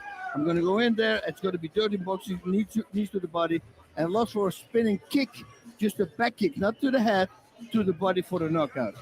Yeah, but, it's a tough ask, right? She's facing Alina Pereira, sister of Alex Pereira, who we saw in her debut. Just a vicious, vicious left hook. Yeah, and she says the only thing I have to do is stay outside the reach of my opponent, find the target for my left hook, because that is her bread and butter, same as her brother, and just land that big left hook. And she's going to win with a knee to the face. That's a wish. Yeah. Just win by knee to the face. Dean, what are your thoughts on this matchup? It's a tall order for Torres. Yes, Amanda Torres. I'm sorry about that. She's coming in on short notice, and talking to Boss yesterday, he said that she was very confident. I didn't get that. I didn't read that from her at the face-off. I didn't read the confidence from her. She looked intimidated, which I would have been as well. I mean, you're looking around and you're looking at the sister of Alex Pereira, the #1 fighter on the planet right now, and he's standing there staring at you like right in the front row. She looked a little intimidated, but that has nothing to do with what's going to happen right now. Yesterday, you can be intimidated. Today, you can show up and refuse to lose. So I'm rooting for her to at least come out and put on a good performance. Stay up, so get out and refuse to lose. I like it. Let's go ahead and meet these two ladies in our co-main event. This is Amanda Torres and Aline Pereira.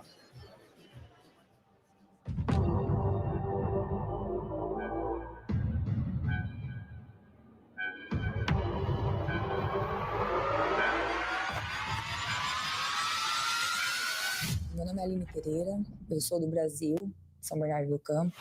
Aline Pereira is from the legendary Pereira family. Her brother is one of the greatest combat sports athletes in history. Desde o início, ele que é meu treinador. Her record is 6-2 in professional kickboxing, 1-0 in karate combat, and that win came by way of nothing. Estava treinando com meu irmão, fazendo as preparações com ele. Eu estava vindo bem preparada e eu estava convicta que ia ser um nocaute. Eu venho do kickboxing, né? She has identical knockout power just like her brother. Meu nome é Amanda Torres, eu sou do Brasil. Eu venho do kickboxing, mas eu luto MMA já tem bastante tempo. Não conheço muito ela, mas eu vi que ela é uma atleta dura. Eu estou preparada para uma luta dura, que pode ir para a decisão. Eu vejo nocaute. Aline, eu aceitei a luta em cima da hora, mas eu tenho certeza que eu tenho muito para te complicar na hora do combate. Amanda, chama. Ladies and gentlemen, welcome to the co-main event! Introducing first, fighting out of the blue corner, representing Brazil, Amanda Torres!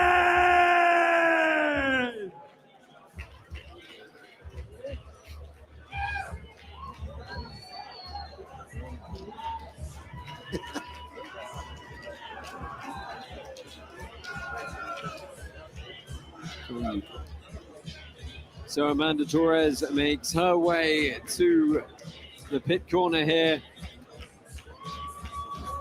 She is a plus 750 underdog coming into this one. She's been staying fairly active in her 9-8 MMA career. She is coming off a actual submission loss in November of last year, but the majority of her losses aren't decisions. She's very, very tough, very, very durable. The question is, what is her offensive route to victory tonight? And introducing her opponent, fighting out of the red corner, representing Brazil, Aline Pereira. Well, Josh, you talk about that path to victory. One, can't be intimidated. And she's going to have a Brandon Jenkins level of desire inside there. I love that. Exactly. Desire and durability, no doubt. Your heavy favorite coming in this one, Aline Pereira, 34 years old, representing Texera MMA and Fitness. Originally from Sao Paulo. You see her brother, Alex Pereira, as Dean said, #1 fighter on the planet right now, in her corner tonight. They also have 3 other siblings. You know, she was 21-3 as an amateur before she turned pro. Made a fantastic debut last October with us against Dee Begley.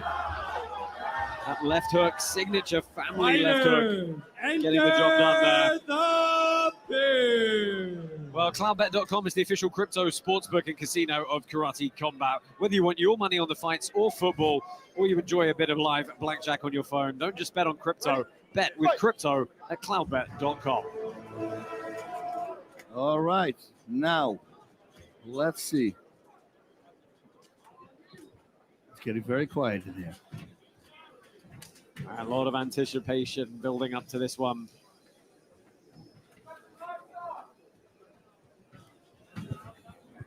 Nice 1-2. Very well.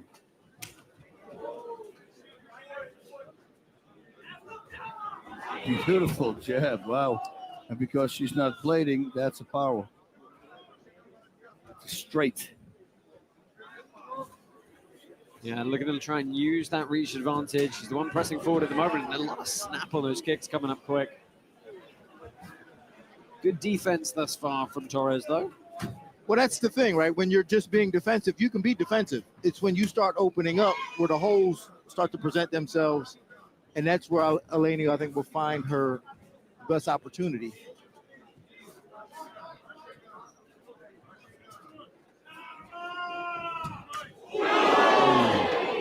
Really sat down on that strike, and the right hand lands again.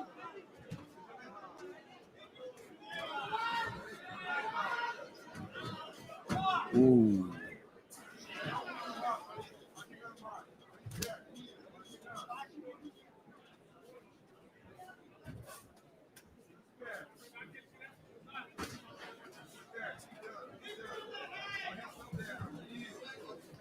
Torres trying to keep the head movement going, make herself just that little bit harder to hit.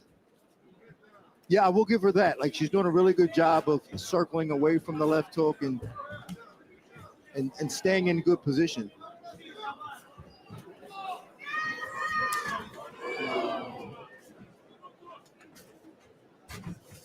Nice.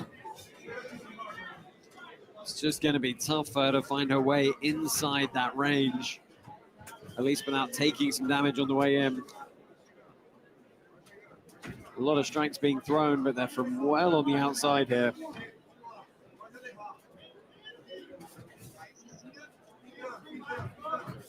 Oof.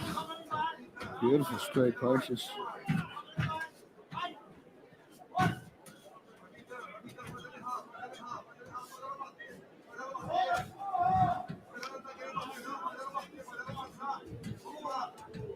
Touched it there with the cross.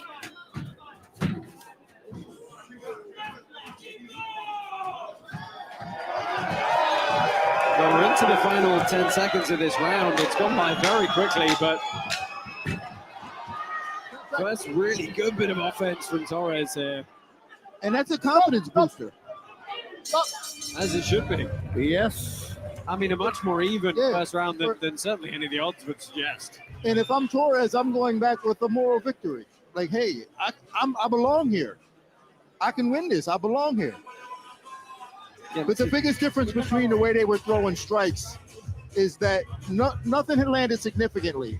But the difference is that when Eleni throws the strikes, it looked like when it lands, it's going to have some damage. Yep. Torres just doesn't have a lot of sting on her shots. Yeah, they feel a little bit slower, a little bit more labored.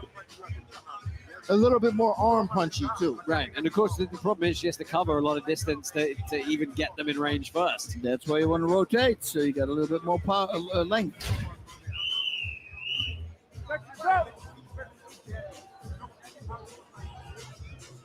Now, to her credit, she walked through a very solid right hand there.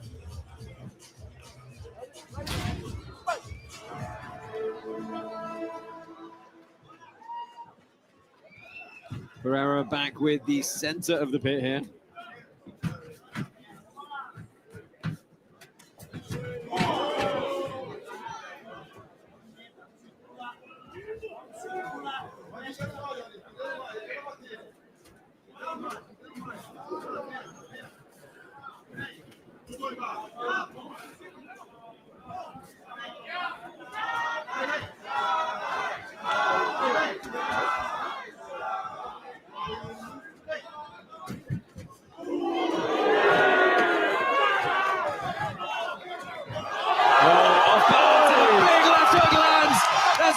was looking for, and the referee has called a stoppage here. Whoa.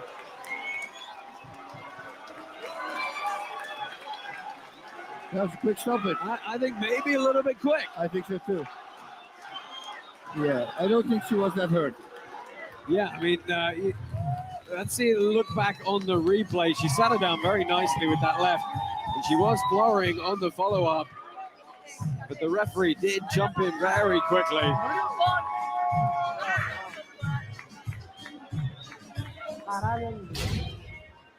Here we go. So let's take a look back at the replay. Herta with that exchange, and then on the follow-up, she's off balance. Big left drops her. Oh, see, I don't know about that stoppage. Her eyes were still forward. She was trying to mount some active defense by Lumberjack sweeping and grabbing the legs. Usually I'm all on the side of the referee when it comes to stoppages, but she's still engaged in defense here. I don't know, it's close. It's close. I mean, look, we always have to give the benefit of the doubt. The referee has a advantage position we don't have, and fighter safety is, of course, paramount. And take nothing away from Eleni Pereira. What a finish on that left hook. Beautiful left hook again.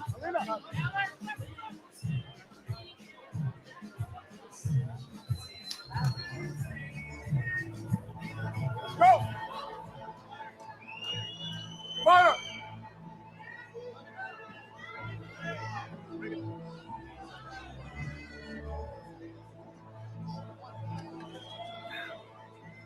And your winner by TKO, Aline Pereira. Well, smiles all around from the end, no complaints from Amanda Torres. Eleni Pereira notches the second win in her karate combat career. And again, it's left hook to ground and pound. Let's head up pit side. She's with Dean Thomas. I'm standing here with Eleni Pereira. 2 up, 2 down, all with the left hook. Can you describe how that feels right now? Pô, tô aqui com a Aline aqui, né? Pô, 2 lutas, 2 nocautes. Quando esse cruzar de esquerda entra, derruba. O que tá sentindo agora? Tô me sentindo muito feliz. Primeiramente, agradecer a Jesus por sempre estar na minha vida. Agradecer ao presidente por mais uma oportunidade. Eu amo lutar aqui. Muito obrigada. Agradecer ao meu irmão, que sempre está do meu lado. O Plínio também desde o início. Obrigada, estou muito feliz. So, just thank people. I'm so happy. First, thank Jesus for being a great part of my life, a huge part of my life. Thank you, Mr. President, for another opportunity. Thanks to my brother that we've been here since the beginning. Thanks, Plínio, for being to be here since the beginning. I'm just so super happy. Agradecer o Glover Teixeira. Esse cara é embaçado. Ele também me treina. E agradecer toda a minha equipe que me ajudou.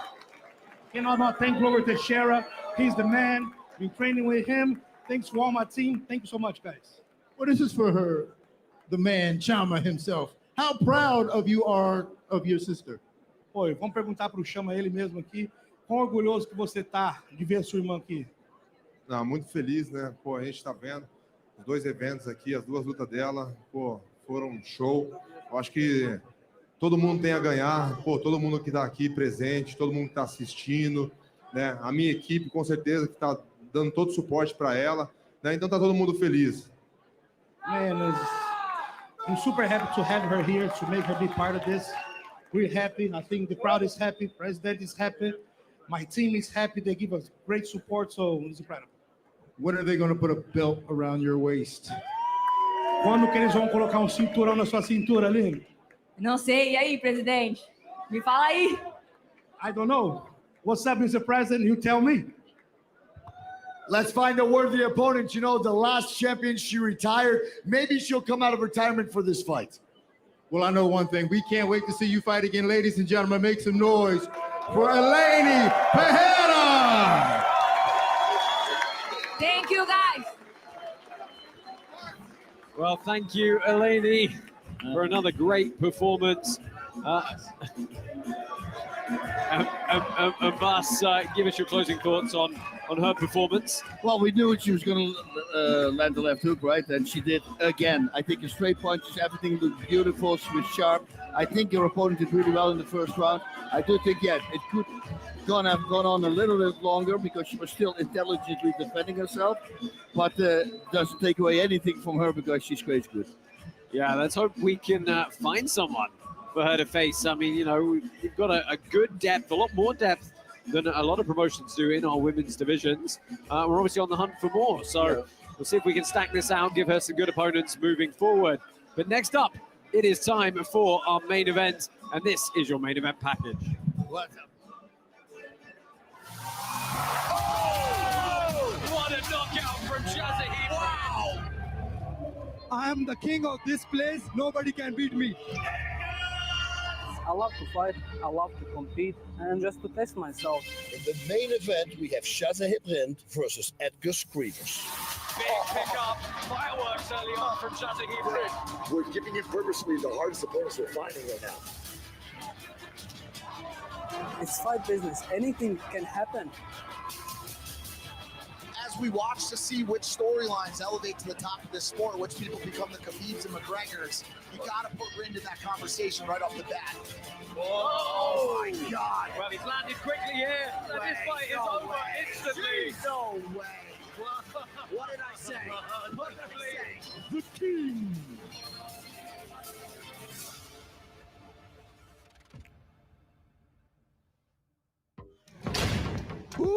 Well, fireworks over Miami to close out the evening here. And what an evening it's been. Packed house here in Wynwood, Miami.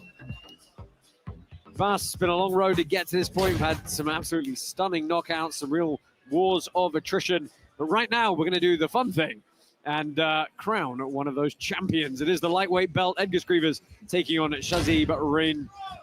Give us your thoughts or your initial thoughts on what's on the line here, because there's a lot going on with this belt, right? This is the interim championship for Rind.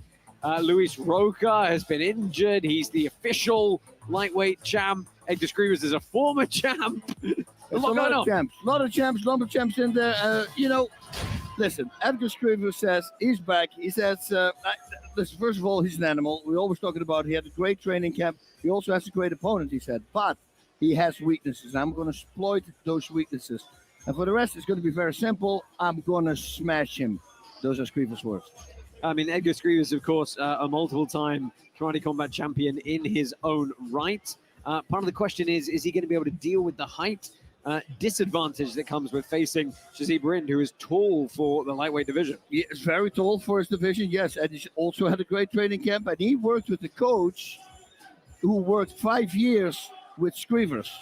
So that gives him an advantage. Then he worked also with a wrestling coach from Cuba and an Olympic boxing coach in Jorge Rubio. So all these coaches together made a game plan for him to fight the man, as we know, Screevers. Yeah, let's not underestimate that, right? Like, Shazahid Rind is now working with a coach who worked with Edgar Screevers for 5 years. Like, he knows him. That's like a cheat code, right? It's like having a hack. It's a life hack. It's a fight hack. But not only that, but just where Rind is in his career right now, the confidence. Yep. And when you're in the peak of your confidence and you're able to fight during that time, sometimes you're just unbeatable. That's it. Yep. Full steam ahead. And if you're not afraid, you can move mountains, man. I'm telling you. Yeah, I mean, 26 years old, undefeated in karate combat. You can see the crowd. You can probably hear them. Always bring a lot of support across the country of Pakistan watching back home. He's kind of the foremost combat sportsman, in the country of Pakistan. And he's living up to the name and the moniker and the expectation so far. The fact that this is an interim title, and, we've been trying to get this fight with Luis Roca to unify it. Do you think that gives Rind any concern? Is that getting in his head? Or really all he can do is fight who's in front of him? Yeah, I don't think it's going to get in the way of his thought process of going out there and winning. Like I said, his confidence is ultra high right now. It's probably at the peak as I've ever seen him. And just being that confident, I don't think he cares whether it's for a belt, not for a belt, even though he is the champion. But I think he just likes to go out there, represent his country, and beat people up. So one of the things that I had a question about personally you know, we haven't seen Shazaybrin have to wrestle a whole lot. We've seen Edgar Skrivers come in against people like Gabriel Varga, who we thought were technically far more competent strikers, and he wrestled them, and under the rule set, he got a good decision victory. Is that a route for him to look for tonight?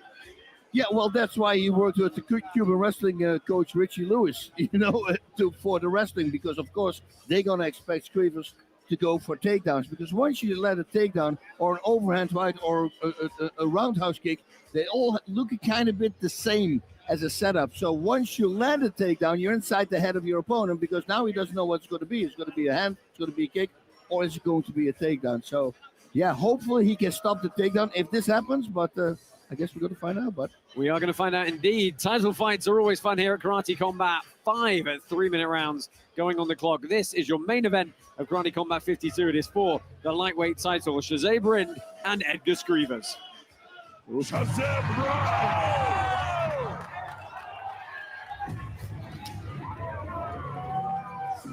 For your main event, we have Shazaybrin, the new era world champion of Karate Combat, taking on the former pound-for-pound greatest fighter in Karate Combat, Edgar Skrivers. We are two guys at the top. We have to fight. I am the king of this place. Nobody can beat me. The king! I am officially the champion of Karate Combat in lightweight division. When Shazade fights, the world tunes in.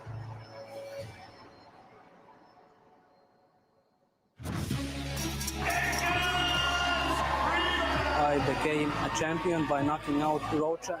The dude is a Terminator, but he got dethroned. I think I'm still the champion of lightweight division. I think I won my last fight against Rocha. Without a doubt, this will be the most viewed Karate Combat fight in history. He's the best fighter in Karate Combat, but he never faced somebody like me. Edgar Skrivers rebounds from his loss. I'm just evolving fight by fight. I'm the greatest fighter. He's another stone in my way. I'm gonna go there and smash him. I wish him good luck. Now I'm 100% focused on Shazade. I'm gonna take you out and I will beat you. It's kill or be killed.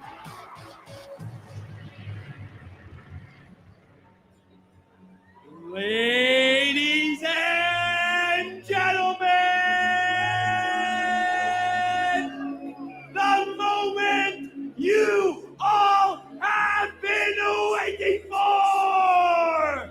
This is the main event of the evening! Introducing first, fighting out of the blue corner, representing Latvia, the former lightweight champion, Edgar the Bear Slayer Skrivers.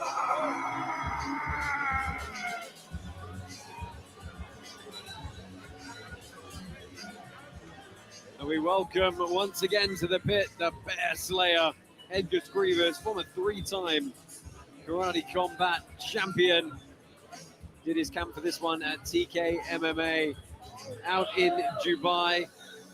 So he's been splitting a lot of his time lately. And Bas, you think about the old days of Edgar Skrivers, right?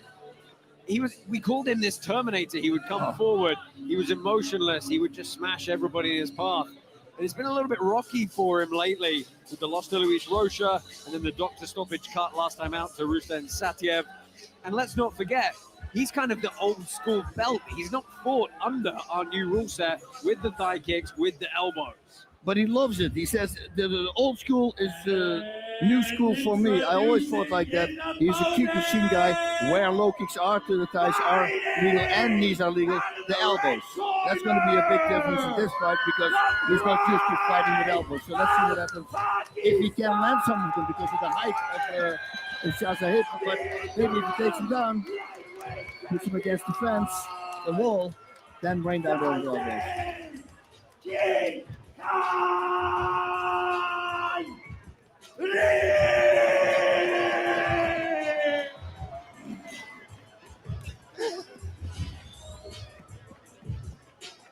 public speaker. Gabriel's not going to have a voice. Yeah, what a performance.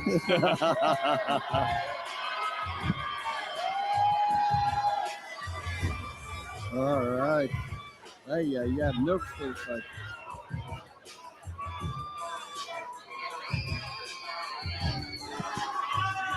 Now he is your current interim lightweight champion, and tonight he is your Cloudbet favorite on the betting odds, minus 345 coming in to this one. So far, he smashed everybody that we've put in front of him, 5-0, undefeated coming into this one tonight. He's a third-degree wushu black belt.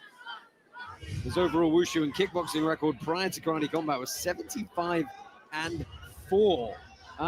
You know, what we saw last time out, Bass, he got a third-round TKO win over Bruno Assis when we were in Singapore back in September. He had to come through some adversity in that bout, and we needed to see that from him because he just starched everybody up to that point.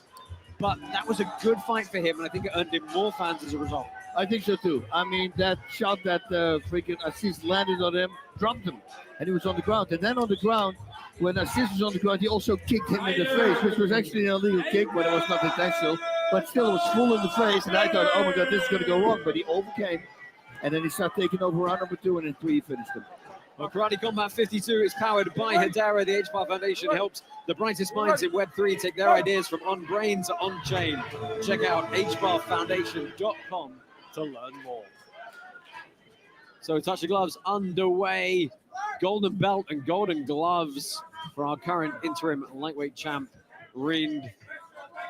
White pants for the Bear Slayer from Latvia, Edgar Skrivers. And immediately that height and size difference, very apparent, boss. Yeah, it's David the Goliath almost, right? Yeah, I mean, that's the one thing that really stands out to me. And you just got to be able to take advantage of it. And you need to do that early so that it deters the shorter, smaller man from coming in. Good that he's using front kicks. I think that Skrivers, yes, he will shoot for a takedown when he finds a moment. He needs to create some chaos here. Staying on the outside is very dangerous. Yeah, Rind's just measuring here, trying to get his range, and Skrivers finding his way into the midsection. But you're right, you see how he's going to the body with those punches? That looks just like a takedown. Yep. So I could imagine him shooting a takedown, faking them body punches.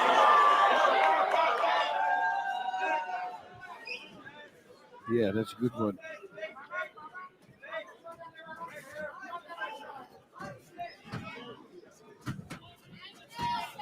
I mean, the size difference is very compelling right now.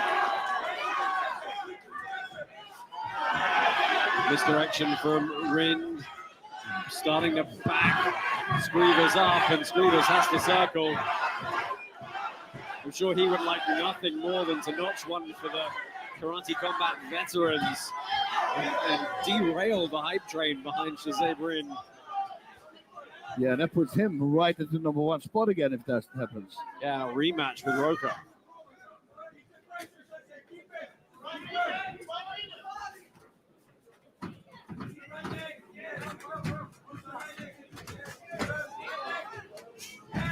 You see, I like that front kick up the middle. Again, that establishes that range. Yep. Also, I would thread a knee. Just lift yourself for if he takes a shot, then he might think it's going to get knee to the face. Well, I couldn't quite see if that was a stumble or if a shot landed, but Rind is really having to keep Skrivers moving around the outside here. And Skrivers just struggling to find a way in. We've only got 24 seconds left. Oh, that's a good shot, though. Very nice. This is tough, right? We prioritize forward aggression at Karate Combat. Rind coming forward here the most.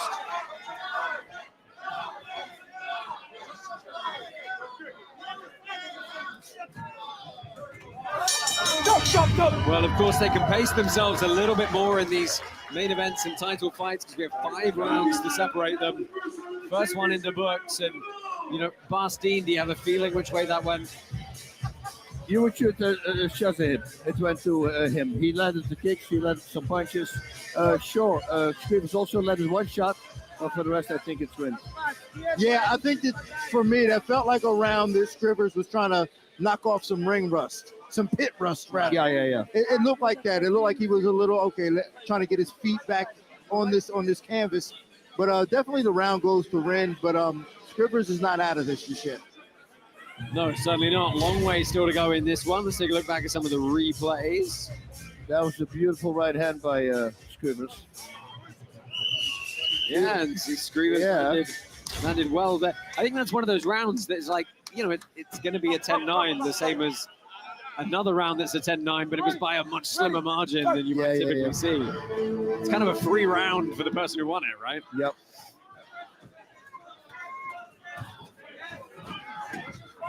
Josh Palmer, Bas Ruud, and Dean Thomas on the call for you here this evening.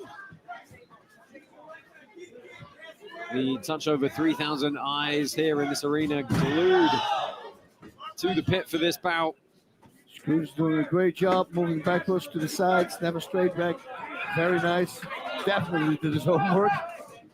He's just waiting for a moment to land again. Maybe that right hand that he had in round number 1. And then follow it up with a cross or anything left. He should do that much more, I think, feinting.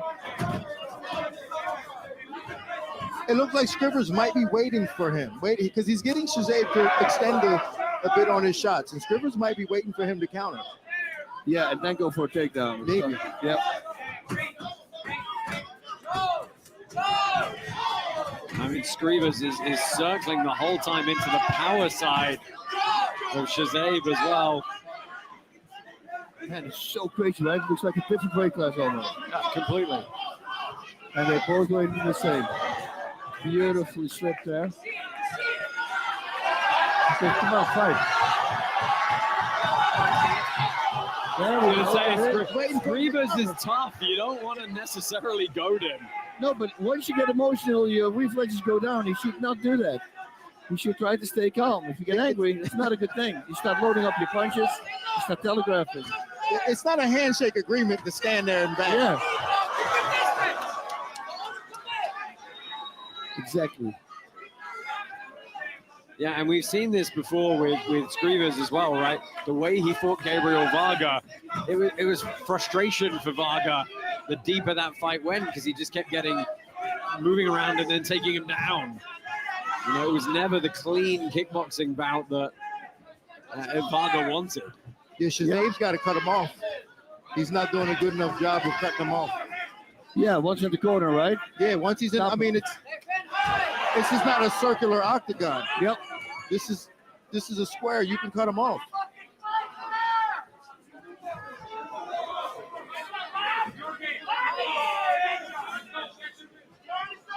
Well, once again, we find ourselves in the final 25 seconds of a round. Beautiful back kick to the body.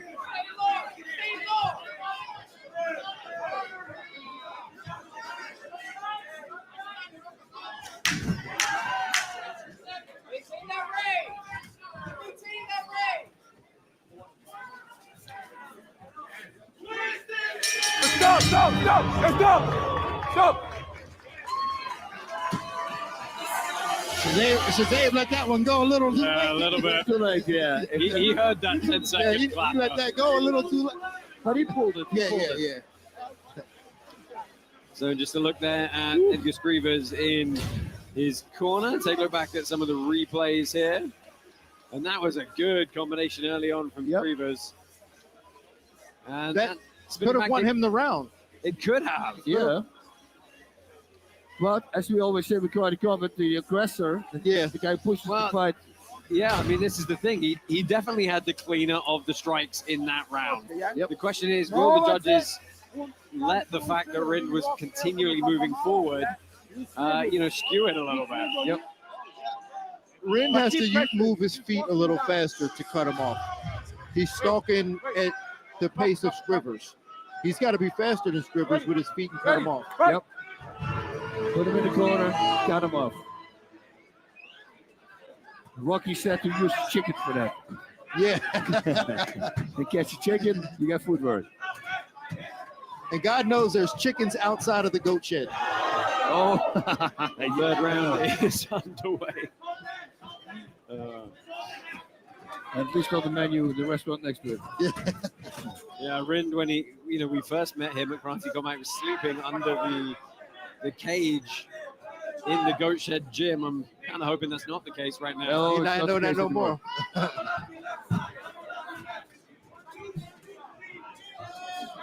He got a gold belt on, man. He's not doing that.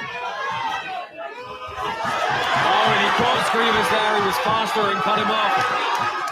Big ground and pound for Rind here.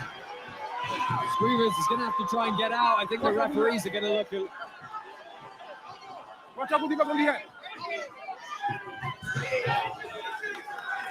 Well, referee let that one go. I was getting anxious for a moment. Oh, big kick from Rind. Big downward elbows. Jeez. Screamers, and the referee's got to let this go. This is... Stop. Oh, good. Bringing him back up.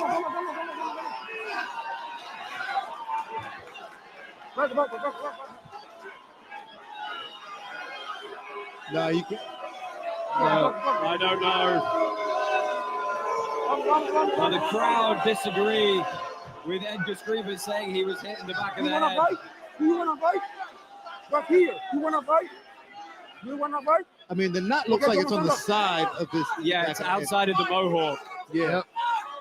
Yeah, if you take He's got a knot in the back of his head. Yeah, you can see where it was. Yeah.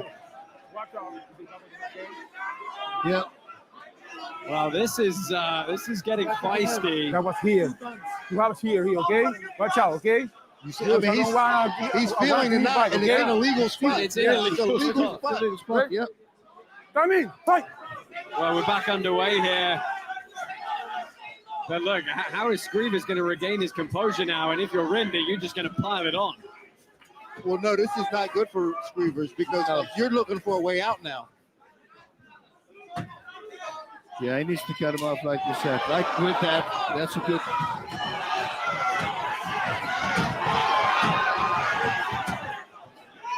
Shots if gets emotional, should watch out for that.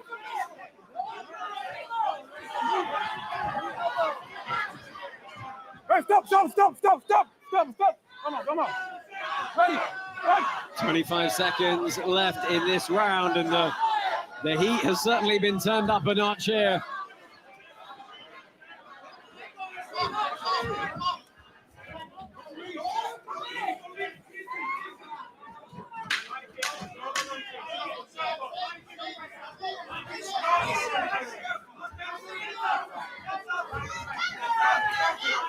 Rind backs him into the corner once more as the round ends. If there wasn't any bad blood before, there might well be some now.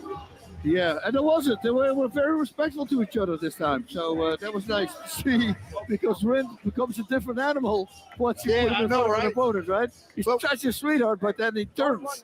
But I didn't like the body language of Screamers trying to get out of the fight or trying to get a penalty based on that shot. I didn't like that at all. No, because he can feel where it is, and it is outside of the mohawk, as they call it. So it was. You see on the replay there, it was a downward elbow, and you can see he's feeling that spot he's touching is a legal spot to strike. Yep. It's not actually the back of the head; it's the side of the head, and you can see there on that camera shot. That's where it landed. It's close. Don't get me wrong, it's close, but it's not legal. It's not an illegal area. Yep. But like, if you came to fight, you got to keep that as the priority tonight. Oh yeah. I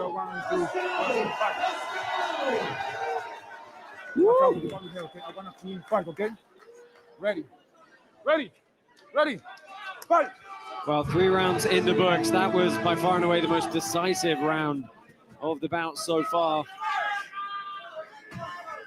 Shazahib Rind in control of this one, and he did what you said he needed to do, Dean. He cut him off on the angle to land the shot. And then one time also when he moved out, he kicked him back into the right. Kick him back into your spot. Yep. That's a good kick on a relaxed calf.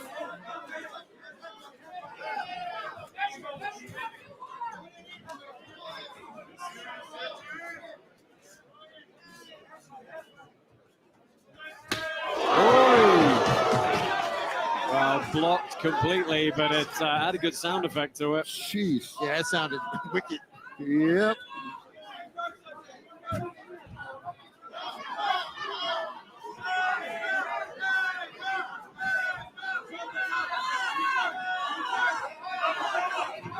very surprised we didn't see one takedown attempt. Yeah, I have to say, I honestly thought that was a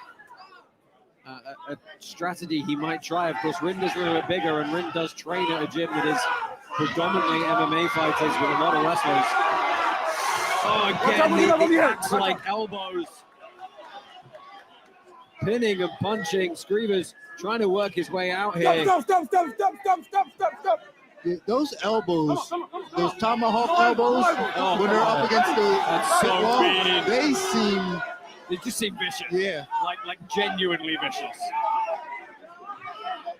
Like it's going to disfigure you if it lands. I think tomahawk is exactly the right description.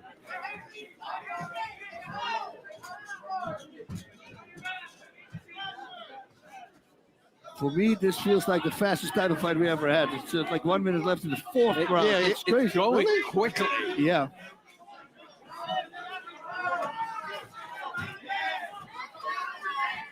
I mean, Rind is doing everything. He's doing the feints, he's keeping that distance. He's not standing still, moving to the sides. Every time we see a different fighter, a better one. Oy. Yeah, you cannot be relaxed with Scrivers because if you unload, it's scary.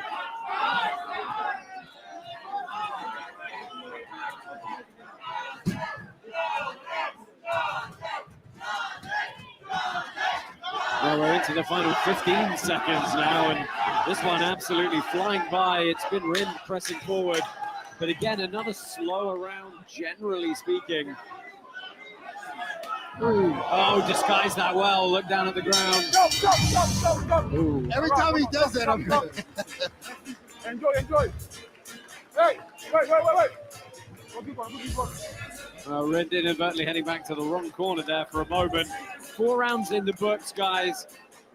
You've got to figure it's at least 3-1 to Shazam Rind. Yeah, at least 3-1.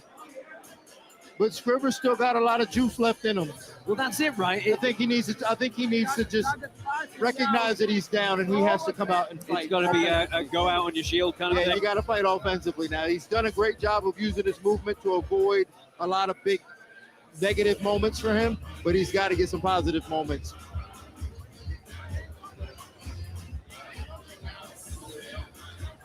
Well, they've done a little bit of work to the cut on the back of his head. The shot of the current champ Easy, huh? in the corner here. 3 more minutes. The last 3 minutes of Karate Combat 52.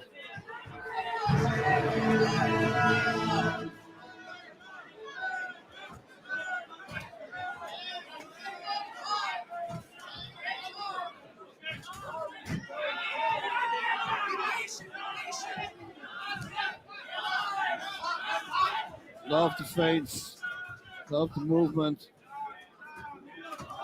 Well, and this is what I like about Shazam too. Even though he might be up 4 or 3 rounds to 1, he's still putting the pressure on. Yep. Yeah, the pace hasn't really changed for him. The approach hasn't really changed for him. And we always have this idea that, you know, if a fighter's up his rounds, he's going to just take off. That's not the case.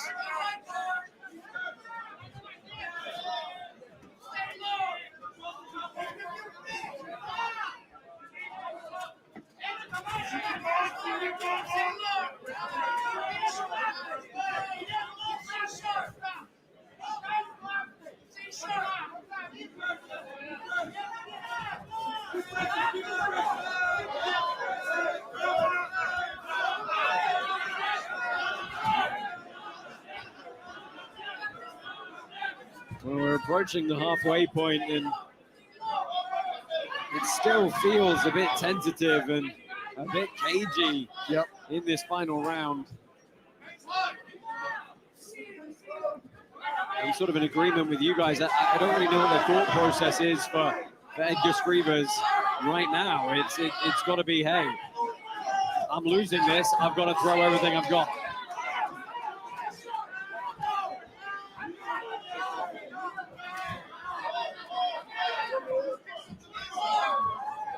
He's got some great defense, though. Like, he sees those right hands and gets his head out of Scrivers does. Really good defense.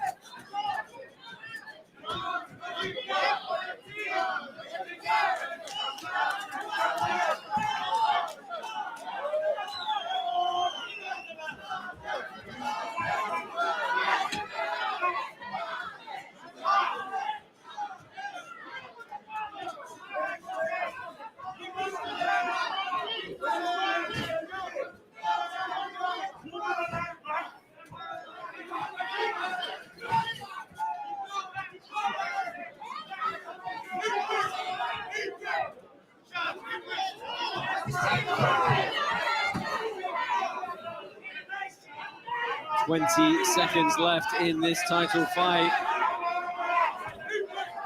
It's very much looking like it's going to be a retention of the belt by unanimous decision for Shazay-Bryn, barring a crazy last 5 or 6 seconds here. Whoa, that was close. He tried it. That would have been nice. Yep, that would have been crazy. If he knocked him out. Oh. Well, the crowd are on their feet for Shazay-Bryn here. They're fairly confident that he has done enough to get a victory tonight, as are we. I'm curious how he'll react to the performance, though, if he found it frustrating. You know, he's so used to being able to finish people that Edgar Skrivas taking him to a decision is a different experience for him. Yeah, but also good because now he knows he can go to 5 rounds. Don't reach, huh? Don't fall forward when you throw your right hand, okay? Don't fall forward. I want it. Okay? Don't overreach. Pressure him, high hand. Oh, I don't know if what Skrivas' corner was saying something to him, like with advice for going into the next round, and it just seemed very confused. And then when he stepped down, he didn't realize why the referee was asking for his hand. Oh, that's not good. Winner by unanimous decision.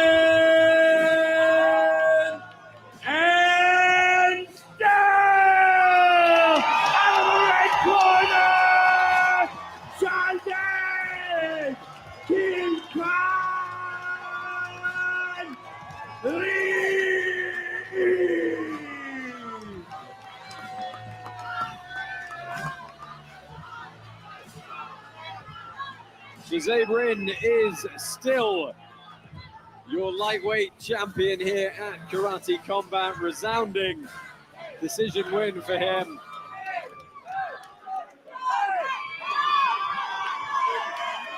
Let's see how the champ is feeling. He's with Dean Thomas. Shazay! Tough fight. Seemed like you couldn't really get going like you wanted to in that fight. What was so difficult about this opponent? He is most experienced opponent in the Karate Combat pit. He has a lot of experience. He was three-time world champion. Big respect to him. He accepted the fight and he fought me like a man. Thank you so much. And Alhamdulillah, first of all, thank God who gave me this opportunity. And this win is for my people, all from Pakistan. This is history in the making. Alhamdulillah, I'm so happy. I can't explain my feelings because I'm not just fighting for myself. I'm fighting for everyone. You see a lot of children are here. They see me here and they become motivated and they will pursue their dreams. And I can tell you, where are you from? If you are from anywhere from the world, if you dream about something, you can achieve it. You just have to hard work and believe in yourself. And God is there. He's going to help you achieve your success. Thank you so much, everyone. And big thanks to my family back in Pakistan. They are praying for me and they have been supporting me from beginning to till now. And thank you, everyone who was part of my team, my coaches, my management, my people, everyone. Thank you so much for giving me this opportunity, especially Dana White, President Asim. Thank you so much for giving me this big opportunity to represent my country all over the world. Thank you so much. Shazay, that was beautiful. And Shazay, you are the champion. And in honor of your championship, we're going to bless you with a Pakistani dance.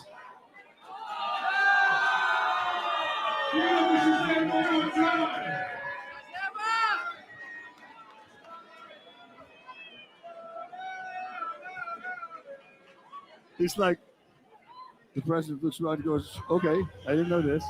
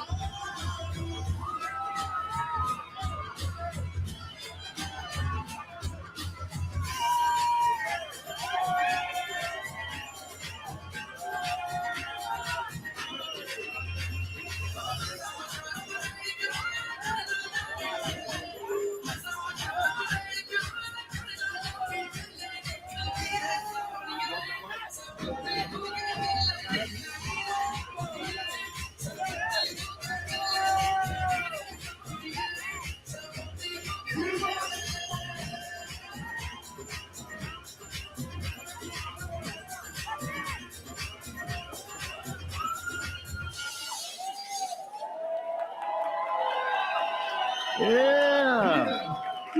Oh, I love that. In Pakistan. Well, an impromptu celebration for our current lightweight champ, Shazaib Rind. Man, a few beers and I'll be in there. Dancing with these people. Nice. President Awesome was getting stuck in as well. I love it.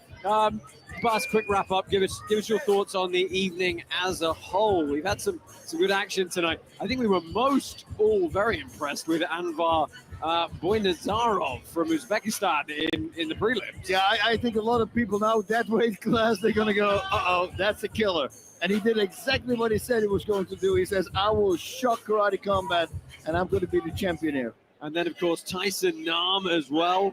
He picked up that fantastic knockout of Luxby Montalban. It's what he said. You know, he only needs to land that right hand. And it wasn't an overhand. It was a regular cross. So maybe that also upset the opponent, set him up, or made him confused. But, yeah, he was just waiting for the right moment to pull the trigger. And once he did, boy, lights out. Yeah, I mean, we then pulled off Robust España, another ridiculously quick knockout. What can you say? Yeah, there's nothing you can say. I mean, everything is under 18 seconds. This is 8 fights under 18 seconds. Just think about that. It's like, what the... My short fight is 43 seconds. They go, what the heck?